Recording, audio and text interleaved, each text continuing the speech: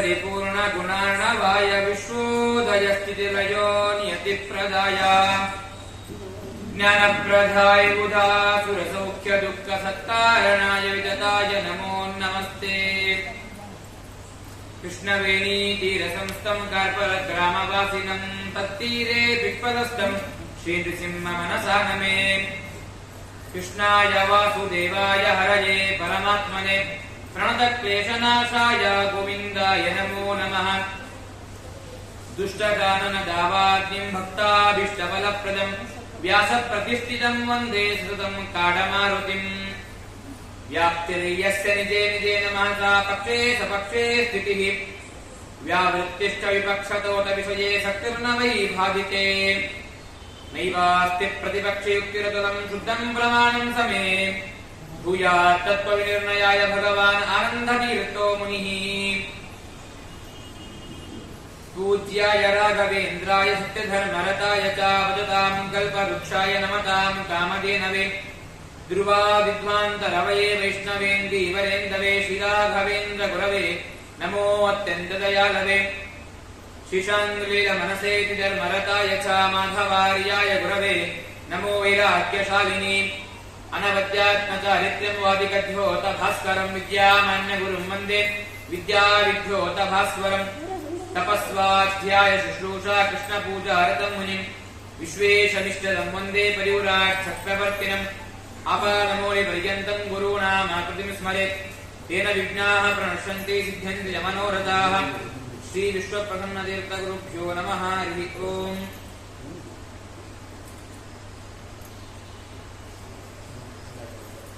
ಪಿತೃಪಕ್ಷದ 15 ದಿನ ಅಂದ್ರೆ ಭಾದ್ರಪದ ಮಾಸದಲ್ಲಿ ಪಿತೃಪಕ್ಷ ಬರುತ್ತೆ. ಈ ಭಾದ್ರಪದ ಮಾಸ ಎಷ್ಟು ವಿಶೇಷ ಅಂತ ಹೇಳಿದ್ರೆ, ಮಾನವನ ದೇಹದಲ್ಲಿ ಅಂದ್ರೆ ನಮ್ಮೆಲ್ಲರ ದೇಹದಲ್ಲಿ ದೇವತೆಗಳು ಇರ್ತಾರೆ, ಅದೇ ರೀತಿಯಾಗಿ ಪಿತೃಗಳು ಕೂಡ ಇರ್ತಾರೆ ಅಂತ ಹೇಳಿ ಪ್ರತೀತಿ ಇದೆ. ದೇವತೆಗಳು ಎಲ್ಲಿ ಅಂತ ಹೇಳಿದ್ರೆ ಹೊಕ್ಕಳಿನ ಮೇಲ್ಭಾಗದಲ್ಲಿ ದೇವತೆಗಳು ಇರುವಂತಹ ಸ್ಥಾನ. ಪಿತೃಗಳು ಎಲ್ಲಿ ಅಂತ ಹೇಳಿದ್ರೆ ಹೊಕ್ಕಳಿನ ಕೆಳಭಾಗದಲ್ಲಿ ಯಾವ್ಯಾವ ಅಂಗಗಳಿಗೆ ಕಾಲು ಮುಂತಾದಗಳಲ್ಲಿ ಪಿತೃಗಳು ಇರ್ತಾರೆ ಅಂತ ಹೇಳಿ ಪ್ರತೀತಿ. ಅದೇ ರೀತಿಯಾಗಿ ಯಾವ ರೀತಿಯಾಗಿ ದೇಹದಲ್ಲಿ ಪಿತೃಗಳು ಮತ್ತೆ ದೇವತೆಗಳು ಇದ್ದಾರೋ ಹಾಗೆ ಒಂದು ಮಾಸದಲ್ಲಿ ಭಾದ್ರಪದ ಮಾಸದಲ್ಲಿ ಮಾತ್ರ ದೇವತೆಗಳು ಮತ್ತೆ ಪಿತೃಗಳು ಇರೋಕೆ ಸಾಧ್ಯ. ಹೇಗೆ ಅಂತ ಹೇಳಿದ್ರೆ, ಮೊದಲಿಗೆ ಭಾದ್ರಪದ ಮಾಸದ ಶುಕ್ಲ ಪಕ್ಷದಲ್ಲಿ ಆರಂಭ ಮಾಡೋದಾದ್ರೆ ಮಂಗಳ ಗೌರಿ ಪೂಜೆ ಎಂದು ಬರುತ್ತೆ. ಅದೇ ರೀತಿಯಾಗಿ ನಂತರದಲ್ಲಿ ಲಕ್ಷ್ಮೀ ಪೂಜೆಯನ್ನು ಮಾಡ್ತೇವೆ, ಗಣಪತಿ ಪೂಜೆಯನ್ನು ಮಾಡ್ತೇವೆ, ಅನೇಕ ಹಬ್ಬಗಳು, ಅನಂತ ಚತುರ್ದಶಿ, ಇದೇ ರೀತಿಯಾಗಿ ಅನೇಕ ಹಬ್ಬಗಳು ಬರುತ್ತೆ. ಮತ್ತೆ ವಾಮನ ರೂಪಿಯಾದಂತಹ ಭಗವಂತ ಅವತಾರ ಮಾಡಿದ್ದು ಯಾವಾಗ ಅಂತ ಹೇಳಿದ್ರೆ ಇದೇ ಭಾದ್ರಪದ ಮಾಸದಲ್ಲಿ ವಾಮನ ರೂಪಿಯಾದಂತಹ ಭಗವಂತ ಅವತಾರ ಮಾಡಿದ್ದು. ಇಷ್ಟು ಶುಕ್ಲ ಪಕ್ಷದಲ್ಲಿ ಇಷ್ಟು ದೇವತೆಗಳ ಒಂದು ಹಬ್ಬ ಬಂತು ಅಂತ ಆದ್ರೆ ಕೃಷ್ಣ ಪಕ್ಷ, ಕೃಷ್ಣ ಪಕ್ಷದಿಂದ ಮೊದಲನೇ ದಿನ ಆರಂಭಿಸಿಕೊಂಡು ನಾವು ಪಿತೃಪಕ್ಷ ಅಂತ ಕರೀತೇವೆ. ಅಂದ್ರೆ ಪಾಟೆಯಿಂದ ಹಿಡ್ಕೊಂಡು ಮಹಾಲಯ ಅಮಾವಾಸ್ಯೆ ಅಲ್ಲಿಯವರೆಗೆ ನಮ್ಮ ಪಿತೃಗಳು ಯಾವ ಯಾವ ದಿನ ಯಾವ ಯಾವ ತಿಥಿಯಿಂದ ಹೋಗಿದ್ದಾರೋ ಆ ದಿನ ಅವರಿಗೆ ಪಿಂಡವನ್ನ ಕೊಡಲೇಬೇಕು ಅವಶ್ಯವಾಗಿ. ಒಂದ್ ವೇಳೆ ಕೊಡ್ಲಿಲ್ಲ ಅಂದ್ರೆ ಏನಾಗುತ್ತೆ ಅಂತ ಹೇಳಿದ್ರೆ ಮನೆಯಲ್ಲಿ ನೆಮ್ಮದಿ ಇಲ್ಲದೆ ಇರೋದು, ನಮ್ಮ ಮಕ್ಕಳೇ ನಮಗೆ ತಂದೆ ತಾಯಿಗಳ ಎದುರು ಮಾತಾಡೋದು, ಇವೆಲ್ಲವೂ ಮನೆಯಲ್ಲಿ ಪ್ರಾರಂಭ ಆಗಲಿಕ್ಕೆ ಸಾಧ್ಯ. ಒಂದ್ ವೇಳೆ ಪಿತೃಪಕ್ಷದಲ್ಲಿ ನಾವು ನಮ್ಮ ಪಿತೃಗಳಿಗೆ ಪಿಂಡವನ್ನು ಕೊಡ್ತೀವಿ ಅಂತ ಆದ್ರೆ ಇವು ಯಾವುದೂ ಆಗೋದಿಲ್ಲ. ಅದರಿಂದಾಗಿ ಅಂತಹ ಭಾದ್ರಪದ ಮಾಸದಲ್ಲಿ ವಿಶೇಷ ಅಂತ ಹೇಳಿದ್ರೆ ಈ ದೇವತೆಗಳು ಮತ್ತು ಪಿತೃಗಳು ಇರುವಂತಹ ಒಂದು ಮಾಸ ಭಾದ್ರಪದ ಮಾಸ. ಅಂತಹ ಭಾದ್ರಪದ ಮಾಸದಲ್ಲಿ ಶುಕ್ಲ ಪಕ್ಷದಲ್ಲಿ ಮನೆಯಲ್ಲಿ ಅನೇಕ ಹಬ್ಬಗಳನ್ನು ಕೂಡ ನೀವು ಮಾಡಿದ್ದೀರಾ. ಕೃಷ್ಣ ಪಕ್ಷದಲ್ಲಿ ಏನ್ ಮಾಡೋದು, ಯಾವುದೋ ಹಬ್ಬ ಇಲ್ಲ, ಯಾವುದೋ ಒಂದು ದಿನ ನಮ್ಮ ಪಿತೃಗಳು ಬರ್ತಾರೆ ಮನೆಗೆ, ಅವತ್ತೊಂದಿನ ಮಾತ್ರ ಹಬ್ಬ ಅಲ್ವಾ, ಮತ್ತೆ ಯಾವ ದಿನ ಹಬ್ಬ ಇಲ್ಲ ಅಂತ ಅನ್ಕೊಳ್ಳೋದು ಬೇಡ ನೀವೆಲ್ಲರೂ. ಯಾಕೆ ಅಂತ ಹೇಳಿದ್ರೆ ಈ ದಿನ ನೀವು ಎಲ್ಲರೂ ಕೂಡ ಪಾಠದಿಂದ ಆರಂಭಿಸಿ ಅಮಾವಾಸ್ಯವರೆಗೂ ಕೂಡ ಪ್ರತಿನಿತ್ಯವೂ ಕೂಡ ಜ್ಞಾನ ಸತ್ರ ಆಗ್ತಾನೇ ಇದೆ ಯಾಜ್ಞವಲ್ಕ್ಯ ಮಂದಿರದಲ್ಲಿ. ಆದ್ರಿಂದಾಗಿ ಕೃಷ್ಣ ಪಕ್ಷ ಪಿತೃಪಕ್ಷದಲ್ಲಿಯೂ ಕೂಡ ಹಬ್ಬ ಏನು ಅಂತ ಹೇಳಿದ್ರೆ ಈ ಜ್ಞಾನ ಸತ್ರವೇ ಹಬ್ಬ. ಅಂತಹ ಈ ಪಿತೃಪಕ್ಷದ ಒಂದು 15 ದಿನದ ಪ್ರವಚನ ಮಾಲಿಕೆಯಲ್ಲಿ ಕಾಟಕೋಪನಿಷತ್ತು, ಕಠೋಪನಿಷತ್ತು ಅದ್ರ ಬಗ್ಗೆ ಪ್ರವಚನ ಮಾಡಬೇಕು ಅಂತ ತಿಳಿಸಿದ್ರು. ವಿಶೇಷವಾಗಿ ಕಠೋಪನಿಷತ್ತನ್ನ ಯಾವಾಗ ಪಾರಾಯಣ ಮಾಡಬೇಕು ಅಂತ ಹೇಳಿದ್ರೆ ಮನೆಯಲ್ಲಿ ಶ್ರಾದ್ದ ಆಗ್ತಿರ್ತಲ್ವಾ, ಶ್ರಾದ್ದ ಪ್ರಾರಂಭ ಆಗೋಕ್ಕೂ ಮುಂಚೆಯಿಂದ ಆರಂಭಿಸಿ ಇಡೀ ಕಠೋಪನಿಷತ್ತನ್ನ ಪಾರಾಯಣ ಮಾಡಬೇಕು ಅಂತೆ. ಯಾವಾಗ ಇಡೀ ಕಠೋಪನಿಷತ್ತನ್ನ ಮನೆಯಲ್ಲಿ ಒಬ್ಬ ವ್ಯಕ್ತಿ ಪಾರಾಯಣ ಮಾಡ್ತಾನೋ ಆವಾಗ ಬಂದಂತಹ ಪಿತೃಗಳಿಗೆ ಸಂತೋಷ ಆಗಿ ಮತ್ತೆ ಅವರು ಅವ್ರ ಲೋಕಕ್ಕೆ ಹೋಗ್ತಾರಂತೆ. ಅದರಿಂದಾಗಿ ಅಂತಹ ಒಂದು ಕಠೋಪನಿಷತ್ ಬಗ್ಗೆ ಇವತ್ತು ಮತ್ತೆ ನಾಳೆ ನಾಡಿದ್ದು 3 ದಿನ ತಿಳಿಯೋಣ. ಮೊದಲನೇದಾಗಿ ಕಠೋಪನಿಷತ್ತು ಅಂತ ಹೇಳಿದ್ರು. ಇದು ಉಪನಿಷತ್ತು ಅಂತ ಹೇಳಿದ್ರೆ ಏನು ಅನ್ನೋದನ್ನು ತಿಳಿಬೇಕು ಎಲ್ಲರೂ ಕೂಡ. ಏನು ಉಪನಿಷತ್ತು ಅಂತ ಹೇಳಿದ್ರೆ ನಿಷಾದಯತಿ ಇತಿ ಉಪನಿಷತ್ತು ಅಂದ್ರೆ ಉಪ ಅಂತ ಹೇಳಿದ್ರೆ ಎತ್ತರ ಸ್ಥಾನ, ಉಪ ಅಂತ ಹೇಳಿದ್ರೆ ಎತ್ತರ ಸ್ಥಾನ, ನಿಷಾದಯತಿ ಅಂತಹ ಒಂದು ಎತ್ತರ ಸ್ಥಾನಕ್ಕೆ ಕರ್ಕೊಂಡು ಹೋಗುವಂತದ್ದು ಯಾವುದು ಅಂತ ಹೇಳಿದ್ರೆ ಇದು ಉಪನಿಷತ್ತು. ಯಾವಾಗ ನಾವು ಉಪನಿಷತ್ತನ್ನು ಓದ್ತೇವೋ ಆವಾಗ ನಮಗೆ ಸ್ವರ್ಗಲೋಕ ಸಿಗುತ್ತೆ, ಮೋಕ್ಷ ಎಂಬುದು ಸಿಗುತ್ತೆ ಅಂತ ಪ್ರತೀತಿ. ಈ ಉಪನಿಷತ್ತನ್ನು ನಾವು ಓದಿದ್ವಿ ಅಂತ ಆದ್ರೆ ಎತ್ತರ ಸ್ಥಾನಕ್ಕೆ ನಮ್ಮನ್ನ ಕರ್ಕೊಂಡು ಹೋಗ್ತಾ ಇರೋದು ಎಲ್ಲಿ ಅಂದ್ರೆ ಸ್ವರ್ಗಕ್ಕೆ. ಅದರಿಂದಾಗಿ ಇದಕ್ಕೆ ಉಪನಿಷತ್ತು ಅಂತ ಹೇಳಿ ಅರ್ಥ. ಇನ್ನು ಉಪನಿಷತ್ತನ್ನು ಯಾಕೆ ಓದ್ಬೇಕು, ಯಾಕೆ ತಿಳಿಬೇಕು ಅಂತ ಹೇಳಿದ್ರೆ ನಮಗೆ ಶಾಸ್ತ್ರವೇ ಒಂದು ಮಾತನ್ನ ಹೇಳ್ತಾ ಇದೆ. ಏನು ಅಂತ ಹೇಳಿದ್ರೆ ಅದುಃಖ ಮಿತರತ್ ಸರ್ವಂ ಜೀವ ಏವದು ದುಃಖಿನಃ ತೇಷಾಂ ದುಃಖ ಪ್ರಹರಣಾಯ ಶ್ರುತಿದೇಶ ಪ್ರವರ್ತತೆ ಅಂತ. ಇಡೀ ಲೋಕದಲ್ಲಿ ಇರೋದೇ 3. ಏನು ಅಂತ ಹೇಳಿದ್ರೆ ಒಂದು ಜೀವ, ನಾವೆಲ್ಲರೂ ಜೀವರು ಅಂದ್ರೆ ಯಾರು ಉಸಿರಾಡಲಿಕ್ಕೆ ಶಕ್ಯರೋ ಅವರೆಲ್ಲರೂ ಕೂಡ ಜೀವರು. ಜೀವರನ್ನು ಬಿಟ್ಟರೆ ಮತ್ತೆ ಯಾರು ಅಂತ ಹೇಳಿದ್ರೆ ಜಡ ಅಂತ ಹೇಳಿದ್ರೆ ಕಲ್ಲು ಮಣ್ಣು ನಮ್ಗೆ ಏನೇನು ಜಡ, ಯಾವ್ದಾದ್ರು ಉಸಿರಾಡಲಿಕ್ಕೆ ಶಕ್ಯ ಇಲ್ವೋ ಅವೆಲ್ಲವೂ ಜಡ. ಜೀವ ಜಡ ಎರಡನ್ನೂ ಕೂಡ ಪರಸ್ಪರ ನೋಡ್ತಿದ್ದೀವಿ ನಾವು. ಇನ್ನೊಂದು ಯಾವುದು ಪರಮಾತ್ಮ. ಈ 3 ಬಿಟ್ಟು ಮತ್ತೆ ಯಾವುದೂ ಇಲ್ಲ. ಜಡ, ಜೀವ, ಪರಮಾತ್ಮ ಈ 3 ಇರೋದು. ಈ 3ರಲ್ಲಿ ದುಃಖ ಯಾರಿಗೆ? ಈ 3ರಲ್ಲಿ ದುಃಖ ಯಾರಿಗೆ ಅಂತ ಹೇಳಿದ್ರೆ ಮೊದಲಿಗೆ ಪರಮಾತ್ಮನಿಗೆ ದುಃಖನ ಸಾಧ್ಯನೇ ಇಲ್ಲ. ಅವನು ಸುಖ ಸ್ವರೂಪಿ, ಒಂದು ಚೂರು ದುಃಖ ಅವನಲ್ಲಿ ಇಲ್ಲ, ಅವನಲ್ಲಿ ದುಃಖ ಇಲ್ಲ. ಇನ್ನು ಜಡಕ್ಕೆ ದುಃಖ ಇದೆನಾ? ಇಲ್ವೇ ಇಲ್ಲ. ನೀವೇನು ಕಲ್ಲಿಗೆ ಹೋಗಿ ಬಡಿದ್ರಿ ಅಂತ ಅಳುತ್ತಾ ಅದಕ್ಕೆ ದುಃಖ ಆಗುತ್ತಾ? ಇಲ್ಲ.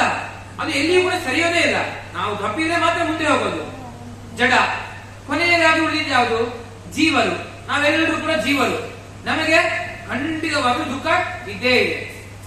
ಚೂರು ಯಾರೇ ಬೈದ್ರು ಅಂತ ಇನ್ನು ಹೊಡೆದೇ ಇಲ್ಲ, ಚೂರು ಯಾರೋ ಒಬ್ಬರು ಬೈದ್ರು ಅಂದ್ರೆ ನಮಗೆ ದುಃಖ ಆಗಿ ಕಣ್ಣಲ್ಲಿ ನೀರು ಬರಲಿಕ್ಕೆ ಪ್ರಾರಂಭ ಆಗುತ್ತೆ.